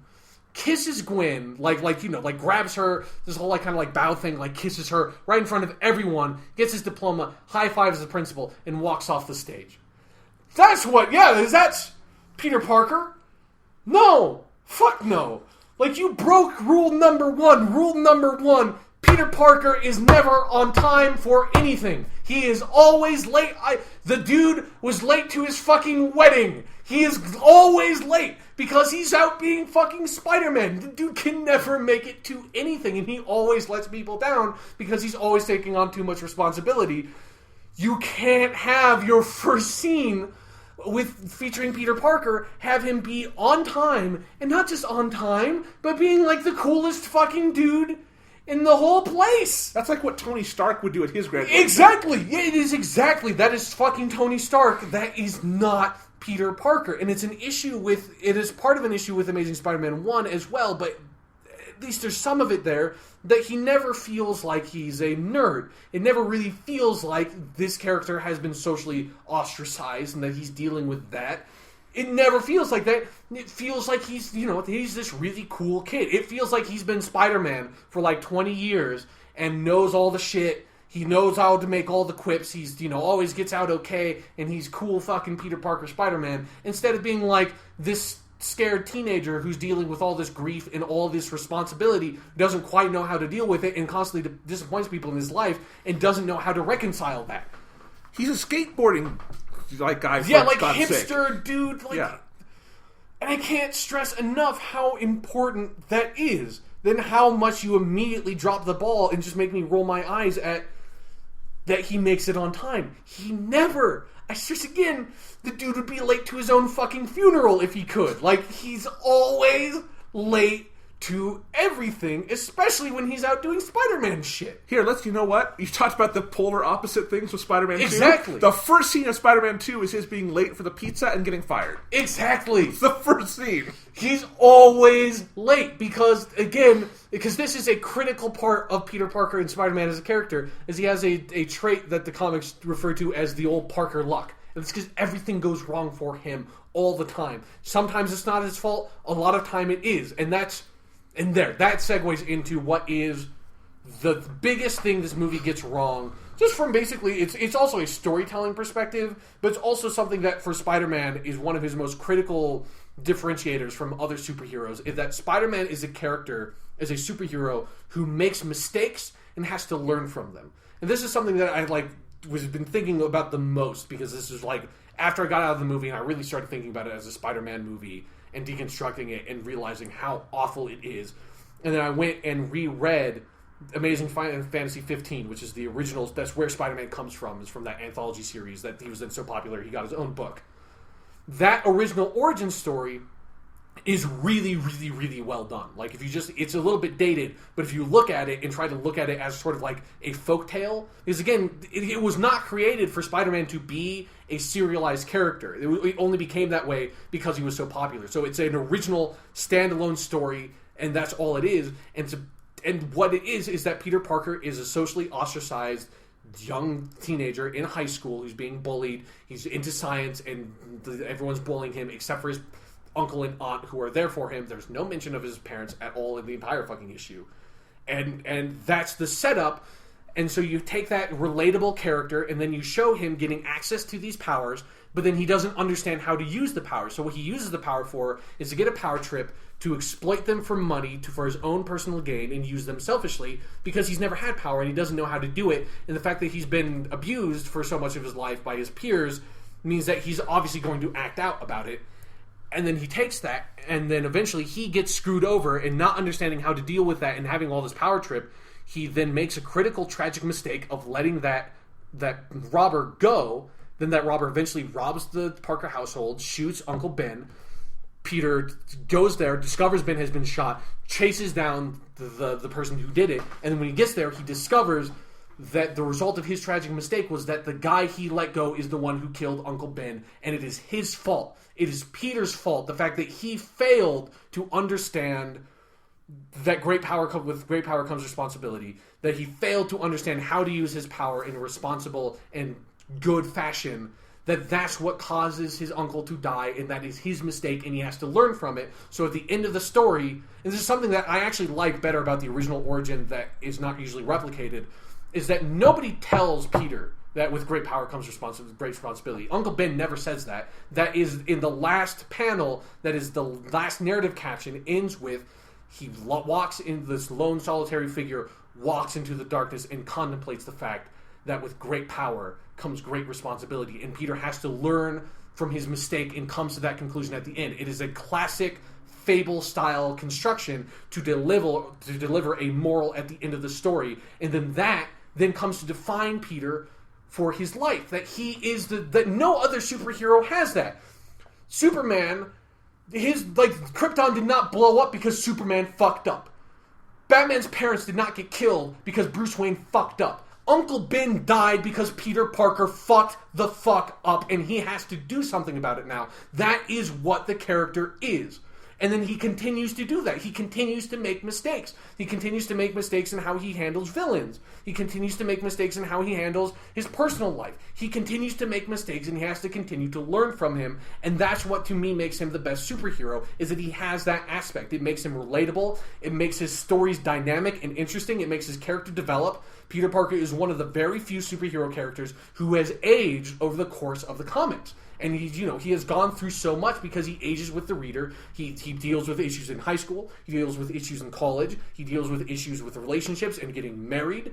He deals with those issues as he ages and develops as a character, because that's built into him. And it's an aspect that other superheroes don't have because they're completely static. Because Superman doesn't make mistakes. Because Batman doesn't make mistakes because they are archetypal characters. Spider-Man makes fucking mistakes. So he's a human. He is a human. In this movie, Spider-Man is not allowed to make mistakes. Peter Parker makes no mistakes in this movie. All the bad shit that happens in this movie is not his fault. His parents abandoned him.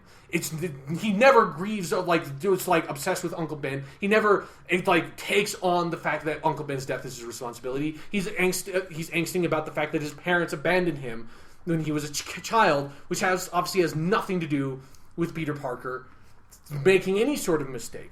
And I think one of the he's not late for anything. And then the biggest one they fuck up with is that Gwen Stacy's death is not his fault. It's not his fault at all. In the comics, the fact that Peter's in a relationship with her, and the fact that Norman Osborn knows Peter is Spider-Man, that's what puts Gwen Stacy in danger. That's what puts her at risk. It is Spider-Man's mistake that he makes, and Spider-Man makes another mistake in how he catches Gwen, eventually kills her. And he does figure that out and learn from that. And in future stories, when something similar happens, he knows he can't do that anymore because he lost the person he loves the most because he made a dumb mistake in trying to catch her.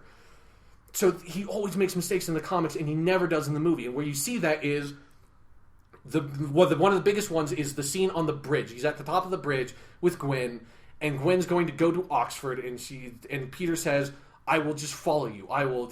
He gets to be perfect boyfriend man because he just gets to say, I will follow you anywhere for the rest of my life because I love you, I love you. They have crime in Oxford, right? So I can still be Spider-Man there and I can be with you and everything can be perfect. And he just gets to say that. He gets to have this moment where he can be perfect boyfriend man. It doesn't have to be this whole angsty, I can't be with you because being with you is dangerous. He doesn't have to have that issue anymore. He can just say, I'm going to be with you forever and all this stuff. But because they killed Gwen Stacy, he doesn't have to follow through on any of that. So he can be perfect boyfriend, but he doesn't have to deal with the consequences. Because what would happen if he did go to Oxford?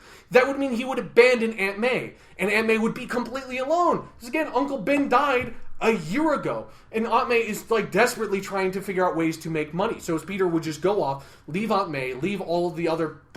Presumably Peter has to have friends in his life, but not in these movies, but he does. He has other responsibilities. And then if you're off in fucking Oxford, do you really think that they have the same level of crime in Oxford that they do in fucking New York City?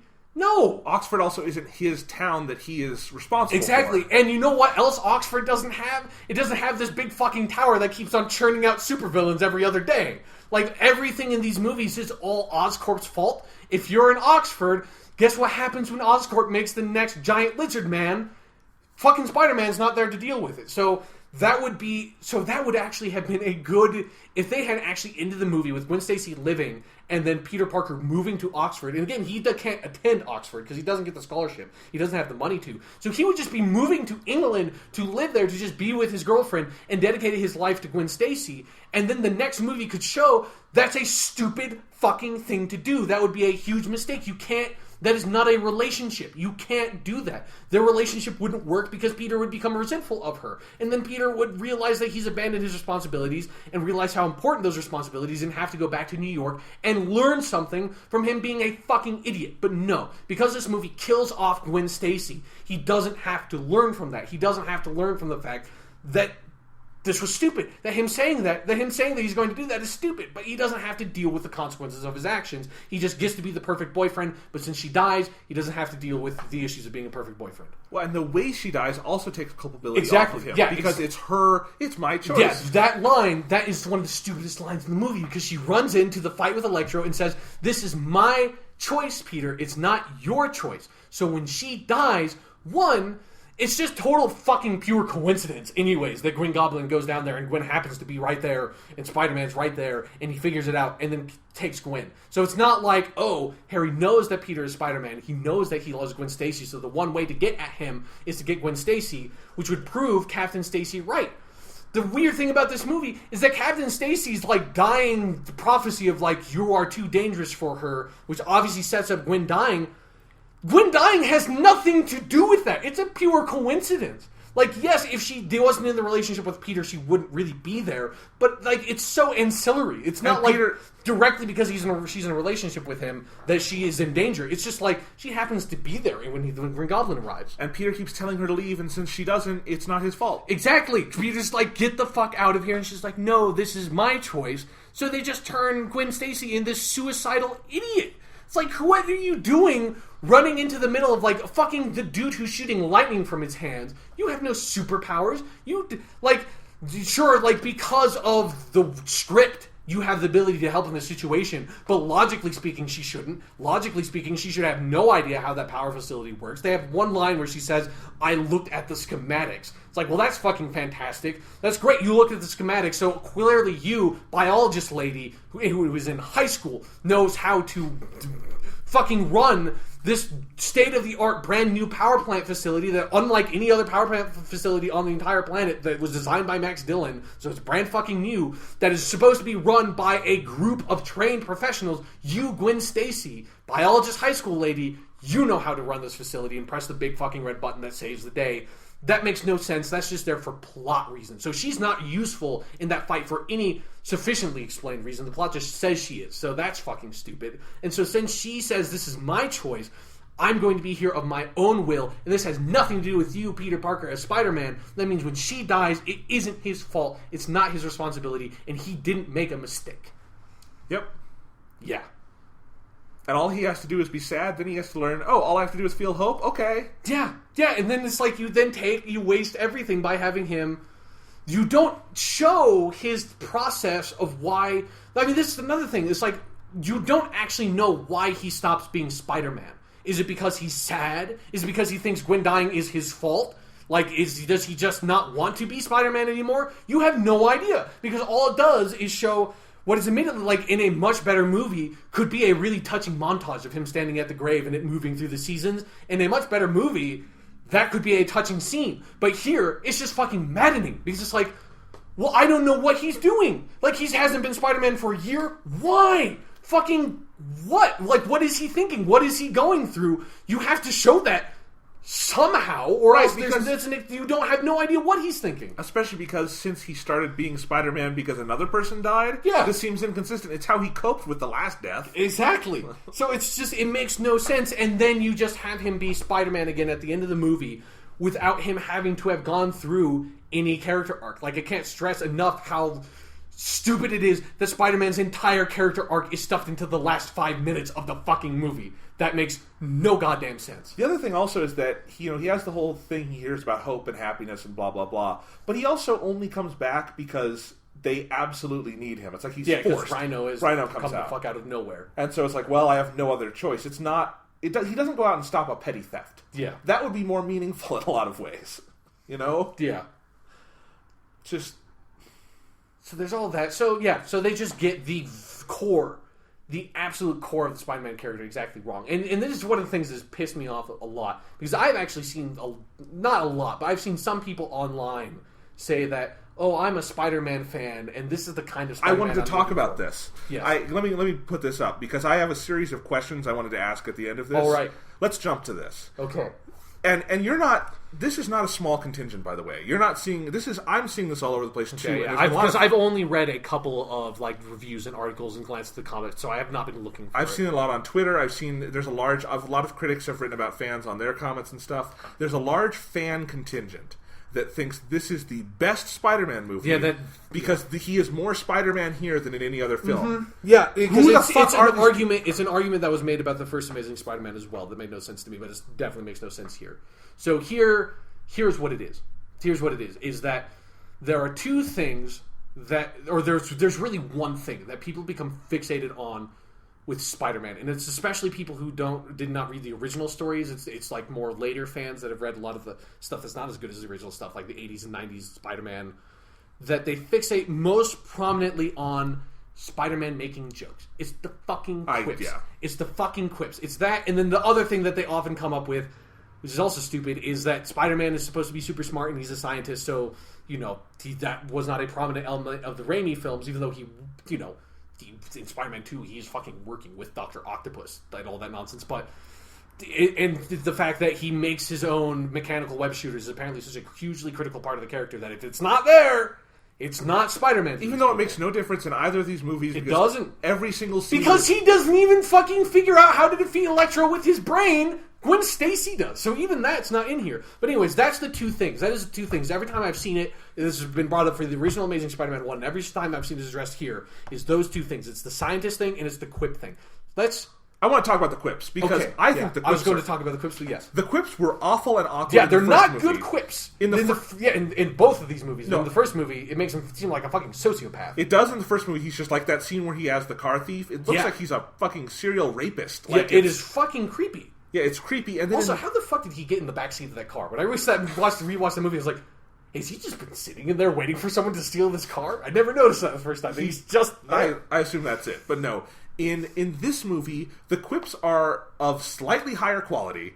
Sure. Not really, but they're like they're slightly less creepy. There's a couple of like okay ones in the first scene where he's fighting Paul Giamatti. The only good one to me is the one at the end about in reference to actual rhinos everywhere. That's okay. Okay, sure. But in any way, but the problem is, I don't see how those two halves of his personality come together. I don't understand for a second how Peter Parker goes from being Andrew Garfield out of the mask, how we see him, to he puts on the mask and suddenly he's making quips. That's not his personality. That's not. It doesn't. And he makes it in situations that like. Shut up and deal with it. Like, if you actually read, a Spider-Man comic or watch a good Spider-Man TV show, when the shit actually goes down, he shuts up. Do you want to know how many quips Spider-Man makes in the Death of Gwen Stacy story arc? None! He's not going there. It's like, then, what did you raid a Halloween store today, Gobby? Haha! He's not saying that. He's saying, you motherfucker! You killed the woman I love. I'm going to beat the ever-living shit out of you. That's basically what he's saying. He's not like being all fun, quippy Spider-Man. He's like, oh my god, the worst thing that's ever happened in my entire life has just happened, and I'm going to fucking kill you, motherfucker. All right, and here's the thing. So the Sam Raimi movies, people say there's no quips. There's a lot, but they're really natural and naturalistic. And they're subdued, and it's what the Tobey Maguire Peter Parker that we know and love would say. Yeah, because he's kind of a laid back guy. He has this dry sense of irony, and when he's Spider-Man, he does that too. But he cuts it out when he needs to. Here, it's like. That first scene in this movie is so over the top to me of destruction and stuff, and that Spider-Man would be making his quips during that. It's like, no, you have bigger things to worry about, dude. Especially because also these movies set up a much more serious tone than the Sam Raimi ones did. That's like, in the Sam Raimi ones, when Spider-Man says something unbelievably cheesy and dumb, like, you're the one who's out, Gobby, out of your mind... That's a line from the original Spider-Man movie. It's a great line. Yeah, it's an awful line, but it's an amazing line. Because it fits perfectly with the tone of those movies, because they're so campy and cheesy. These ones, it's like, especially the first Amazing Spider-Man, it's so dark and grimy of a fucking movie. It's like when he's making jokes, it's just... weird. It's terrifying. Like, he seems legitimately fucking scary. And more important than anything else, the quips thing and the web shooters and all that, those are the most superficial... Exactly. Spider-Man That's what I was elements. going to say. That it's the most superficial element of Spider-Man. And people who claim that they are Spider-Man fans, and that's what you get from it, all you're getting from it is the superficial, like, feel-good superhero aspect of Spider-Man, which is funny quips, fun, like, cool action scenes, and that's it. And that's all you're getting. And you have no... understanding, no critical understanding, no deconstruction of what actually makes Spider-Man work underneath that. Like the core of the character, what makes the stories compelling, what, like, the thing that allows me to go back and read comic books from, like, 1963 and still be like, these hold up. Like, almost no comics from then hold up at all. And these are fucking amazing still. Like, a lot of these stories are really well done is because they have a really strong, really powerful core from people who knew how to tell stories, who knew how to tell interesting stories, and knew how, like, the moral fiber underneath it, and knew what superheroes were missing, which is this tragic human element to it. And that's what is in that original core of the Spider-Man character, and that is what is completely lacking from these movies. It reminds me of, like, Dragon Ball Z fans, usually dub fans, who think that the show is just yelling and posturing. It's just like, Kamehameha! Yeah. But it's so much more than that, and I love, that's, like, so far down on the list of things I love about Dragon Ball. Yeah, it's great characters, like the humor in Dragon Ball is, like, a huge part of the series. That people They're just really ignore. good stories that kind of have a lot of twists and turns. But yeah, and it's just, I don't, and this, really, if that's what you're getting out of Amazing Spider-Man 2, and you're just, it gets some superficial things in there, not even done well, they're just in there, and so you're like, okay, I like it. Makes you happy? Like, normally I would be like, hey man, whatever makes you happy, fine. No, you're an idiot. Whatever, stop calling yourself a Spider-Man fan, because fuck you. Just fuck you people. Because I can't deal with it, that you can accept this fucking filth, this awful, awful adaptation, ruination of this character, and accept it as a good story, a good Spider-Man story, like, fuck you. It's like saying Transformers is great because I like beautiful women and Megan Fox is in it. Yeah. Okay, well, yes, they fulfilled your heterosexual desires by having Megan Fox in a tank top, but they didn't give you a story or characters or anything else.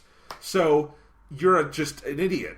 Yeah, or it's like, I'm a huge Transformers fan, and I really like the new Transformers movie solely because Peter Cullen is voicing Optimus Prime, and it's like, that is like the one thing you need or something. But, we're seeing this a lot. Like, there's a lot of people who are saying, oh, I'm excited for Transformers Age of Extinction because it's got the Dinobots, and I like the Dinobots. It's like, what, I like Optimus Prime. I hate those movies. I love Optimus Prime. He's an awesome character.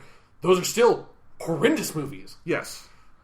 It's just, and it's the problem that allows movies like Amazing Spider-Man 2 to perpetuate is that there like are these old adaptations of old material that people are like dedicated fans of. Well, no, it's that there's this fanboy mentality that as long as you give me just a little bit of fan service for the things I like and have nostalgia for, fuck it, I'll forgive anything at all, anything. And we see this more and more, and it's just, it allows Hollywood to dumb it down. You know. Thank God for Marvel Studios and knowing, we could have done so much lower with all of our movies, with Iron Man and Cap and everyone, but we tried to elevate it and give everybody something good and thoughtful and meaty. And whether you like those movies or not, they are attempting to aim for a higher common denominator. Yeah. This is not. This is offensive on the other level of just, it's saying, what is the basest fanboy desire we can fulfill? Let's just throw that in there. We're not going to worry about anything else. And then we're done. And, we're going to rip off everyone. This movie made $90 million. They should pay every cent of that back. This is a fucking rip-off. Yeah. God. Okay. That's one of my questions. Sure. Let's go on to some other ones. Okay. Okay. We talked about this a little bit. But this is different than people who like this movie. Because there are people who genuinely like it. I don't get that. Most people have been down on this movie. It's been getting bad reviews. But the reaction is negative, but with this kind of like mediocre angle, like a lot of C grades, a lot of B minuses. Yeah. Where's that coming from? And why am I not hearing more about how the dialogue is bad and there's no story and all this other stuff? There's a lot of just letting it slide and just saying it's mediocre. I don't get where that's coming from.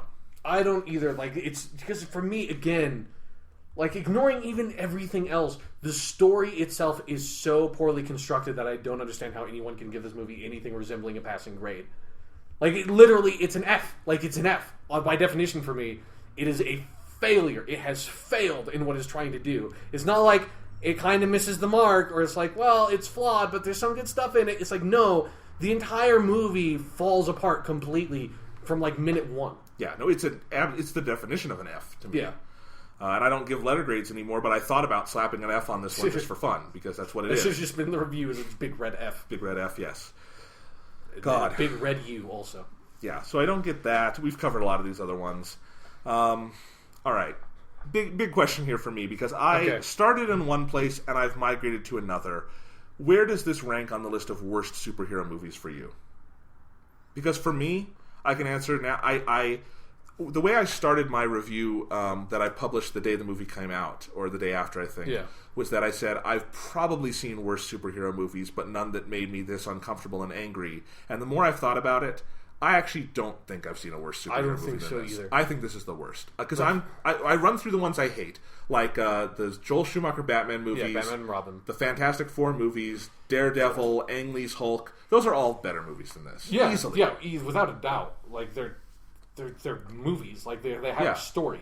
Like, they're not good movies, but they're movies. I'm at a point where definitely this is the worst superhero movie I've ever seen. Yeah, I would probably agree with that.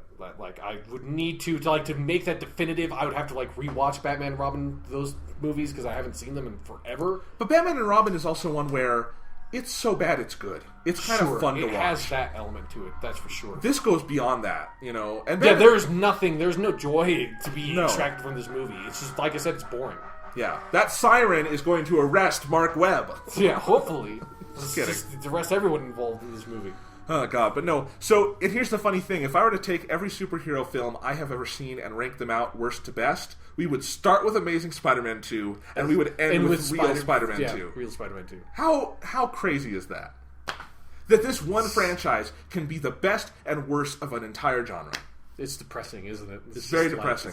You asked me this question last night when we were texting about this. Yeah. What did Spider-Man fans do to deserve this? I mean, it was something that, like, I was just grappling with this last night. It was like, how did this happen? Like, how did this movie get made? How did it get made like this? It's like, did I do something wrong? Because we were texting back and forth to each other, like, all this stuff of, like, what this movie is worse than. And I said, this is the worst thing, and this is true, this is the worst thing to happen to Spider-Man since One More Day. And for those who don't know, One More Day is a storyline that made me stop reading Spider-Man comics. I still, to this day, have not read a single issue of Spider-Man that takes place after this story. I think it was in 2006. It was right after the Marvel Civil War, where they reset Spider-Man's continuity because they had done some stuff where Spider-Man had been married to Mary Jane for a very, very long time at that point. And I guess Joe Quesada and, like, the editors at Marvel thought, oh, like, Spider-Man's too stale.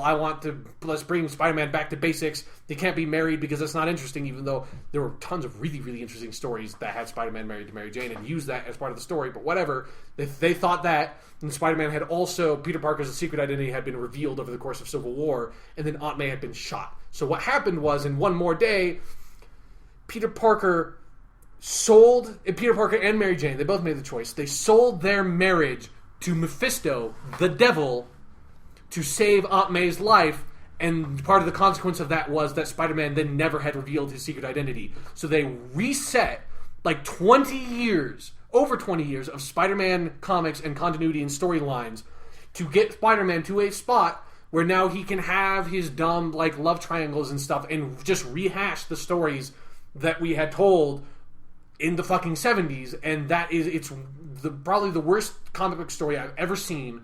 It was the utter ruination of that character for me, that, like, I'm now, because this movie is so bad, I'm thinking about, like, I'm just going to fucking go back in and pick up Spider-Man where I left off, because this movie's, like, One More Day was bad, but this movie is so fucking terrible. I want to know. Like, I can move on now. This movie's so bad, I can move on from One More Day. And this fucking movie is the worst thing to happen to Spider-Man since One More Day. And for me, that's saying a fucking lot. So One More Day is really bad. Yeah. So what do we do? So my theory was that there's a Spider-Man fan somewhere who is a serial killer. Yeah. And this is Karma's answer. But Karma is going overboard. Yeah, it's... You know? Oh, God. All right. Biggest question. Okay. What do we do about any future sequels, spin-offs? Because they are in on this Spider-Man continuity all in for the next 5, 6, 10 years. That just made me remember something else that made me so fucking angry. Is they go down to that secret basement in Oscorp, and in the background are Dr. Octopus's tentacles. It's like Vulture's wings. And I had a revelation of, it's like, that means, because what they then do, because Rhino's suit is down there too, so they stuff Paul Giamatti into the Rhino suit, which, fair enough, that is Rhino's origin, is that he gets hired and, like, put into the Rhino suit. I want to say, I love that sentence, they stuff Paul Giamatti into a Rhino suit. Yeah. But what that means, the fact that Doc Ock's tentacles and Vulture's wingsuit, it's also like, I don't know why Doc Ock's tentacles are so top secret that it's like they have to be stuffed into this basement. I don't know what that or the flight suit have to do with curing Norman Osborn's illness, because I thought that's like everything Norman Osborn was doing was trying to figure out how to survive this genetic disease he had. I don't know how Octopus Arms helps you there. But what that means is that when they do Sinister Six and they have Vulture and they have Doc Ock, it means that Otto Octavius did not design his tentacles, unless, like, they tried to do that in some weird way, and it means that Adrian Toomes did not design the flight suit. If, like, Oscorp developed them and just has them in the basement, it's like other than that, like, what you have to do is you have to show that these characters, both of them worked for Oscorp, designed those things, and then those things were taken away and locked away in the basement and never used for anything, which is a dumb thing. So it's like, you've now already ruined your setup because you've just taken away a huge part of, like, the power and agency of two of the best Spider-Man villains. One of, if not, like, probably the best Spider-Man villain, Doc Ock. Like, I don't want to see a Doc Ock story where someone else made the tentacles and just, like, put him in it. Like, that's not That's not Doc Ock. It That's means not that cool. for- That saps that character's power. It means that for the foreseeable future, every villain in a Sony Spider-Man movie will just be, oh, you don't like Spider-Man? Here, we're Oscorp. Here, Yeah, take we're going to this. just fart everyone out of Oscorp, which is something that, like, a lot of, like, Ultimate Spider-Man does it a bit, Spectacular Spider-Man does it a bit, but it's not everybody. Like, a lot of stuff comes back to Oscorp, but it's not absolutely everybody the way that these movies are kind of setting it up as. Yeah, I mean, why doesn't Peter just go fucking, like, bomb Oscorp Tower in this series? Because if he did that, everything would be fine. He wouldn't have to be Spider-Man anymore. That's the only source of evil in the universe in these movies is Oscorp. Yeah. Just get a file on them and give it to the police. You know? I wonder what Venom is going to be in these movies, because they're making that fucking Venom spin-off. I don't- You know what that means? Is if they're making Venom spin-off, that must mean that Amazing Spider-Man 3 is going to be Black Suit, right? Like, it has to. How else do you have... How do you do a Venom spin-off if Spider-Man never gets into the symbiote suit? I don't care. I mean, where my answer to this question of what do we do with Yeah. future sequel spin-offs, I'm out. I'm done. I don't care. They've salted the earth for me. I wrote this in Yeah, my... I mean, it's they've... I don't know what they could do with the, like salvage... this complete waste of a film. You cannot come back from a movie this bad. It's impossible. I basically agree, yeah. I've there are, X-Men certainly has come up and down from bad movies, but they've never had anything this low, so they have the chance to come back. Yeah. There's nothing you can do after Amazing Spider-Man 2. After killing one of your main characters like this, after... Yeah, I mean, even then, like, with X-Men, like, what did they have to do after X3? Like, they basically rebooted it with X-Men First Class, you know? Yeah. Whatever. It's all awful. The Earth has been forever salted at Sony for Spider-Man. There's nothing they can do with it. One day the rights will revert to Marvel Studios. The second Spider-Man reboot in, like, 10 years. But whatever. I mean, then they're going to keep pumping these out as long as they can. Like, and I know Andrew Garfield is signed on that he has to do Amazing Spider-Man 3. He has to get the fuck out of this movie. He has to. He has to get, like... Luckily, Emma Stone... Her out. character's dead, so, like, maybe they could bring her back to, like, glare menacingly at Peter like Dennis Leary did through, like, 2 scenes in this movie. But other than that, like, she's basically good. She can get the fuck away from these movies. Andrew Garfield, dude, like, I respect you, man. I know you're a Spider-Man fan. You got to get away from these movies. You got to get out of this. This is no good for you.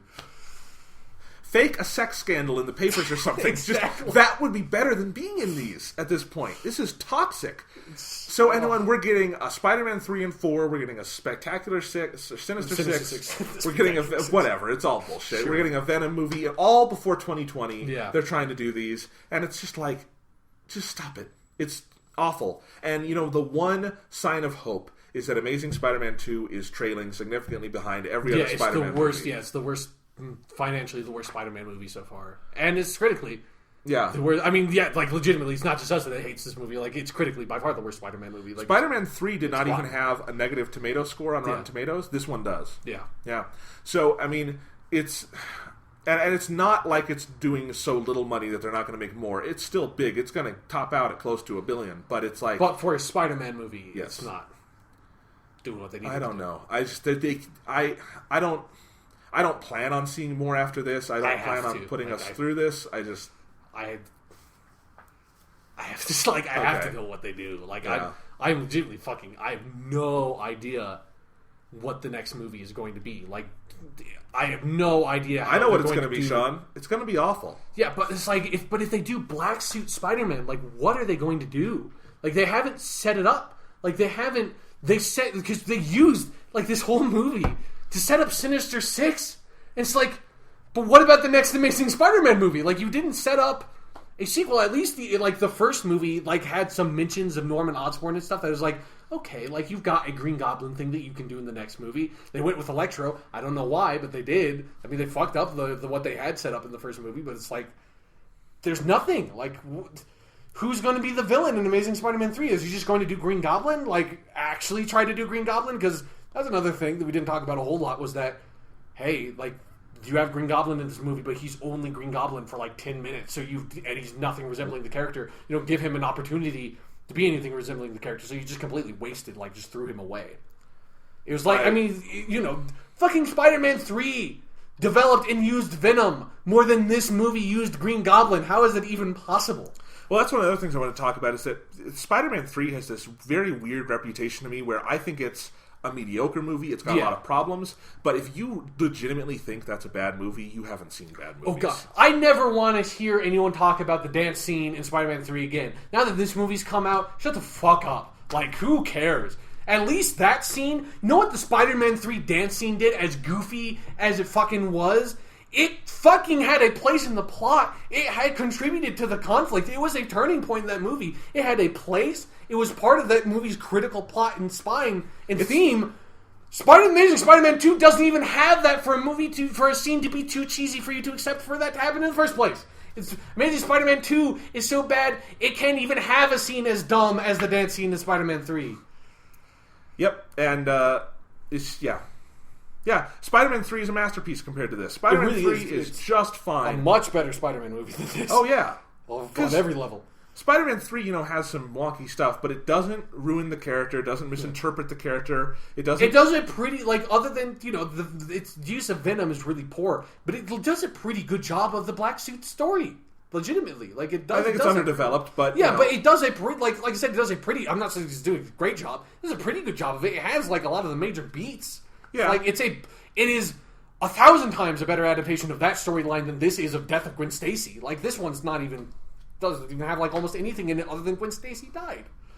It would be like if the Black Suit Spider-Man story, all it was is Spider-Man gets a black suit. It's that's as much of an adaptation of that storyline as this does as Death of Gwen Stacy. It doesn't deal with the addiction subplot. It doesn't do any of the classic church scene. It's just nope, it's just a black suit.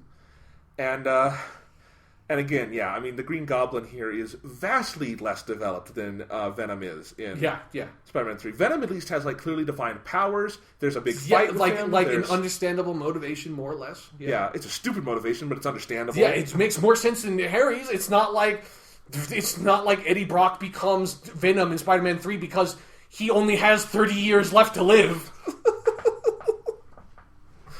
All right, I think we've kind of hit the limit here. Yeah. Do you have any last thoughts? Anything you'd like to say? Yeah, this is one of the worst movies we've ever talked about. I hate it. It's the worst movie we've talked about on this podcast, other than after last season. But again, that's not even fair. That's not. That's Amazing Spider-Man 2 is a better movie than The Room, technically speaking. But it's that's not. I don't know about that. That's not saying anything. It really is a failure, as you said, on every level. But so is The Room. Sure, but. It's just I don't know what to do about this movie making money. I don't know what to do about people I don't know what to do about these people calling themselves Spider-Man fans. Someone needs to lay down some fucking vigilante justice. Someone needs to web some fuckers up to some fucking light poles. You know what I'm saying? We are not advocating violence, but if Spider-Man just at least stop calling yourself Spider-Man fans. If you enjoyed the movie, whatever. But stop calling yourself Spider-Man fans because you're not. You're not. If you just like bad movies, I can get that. Because this would be heaven for you. If you like bad movies.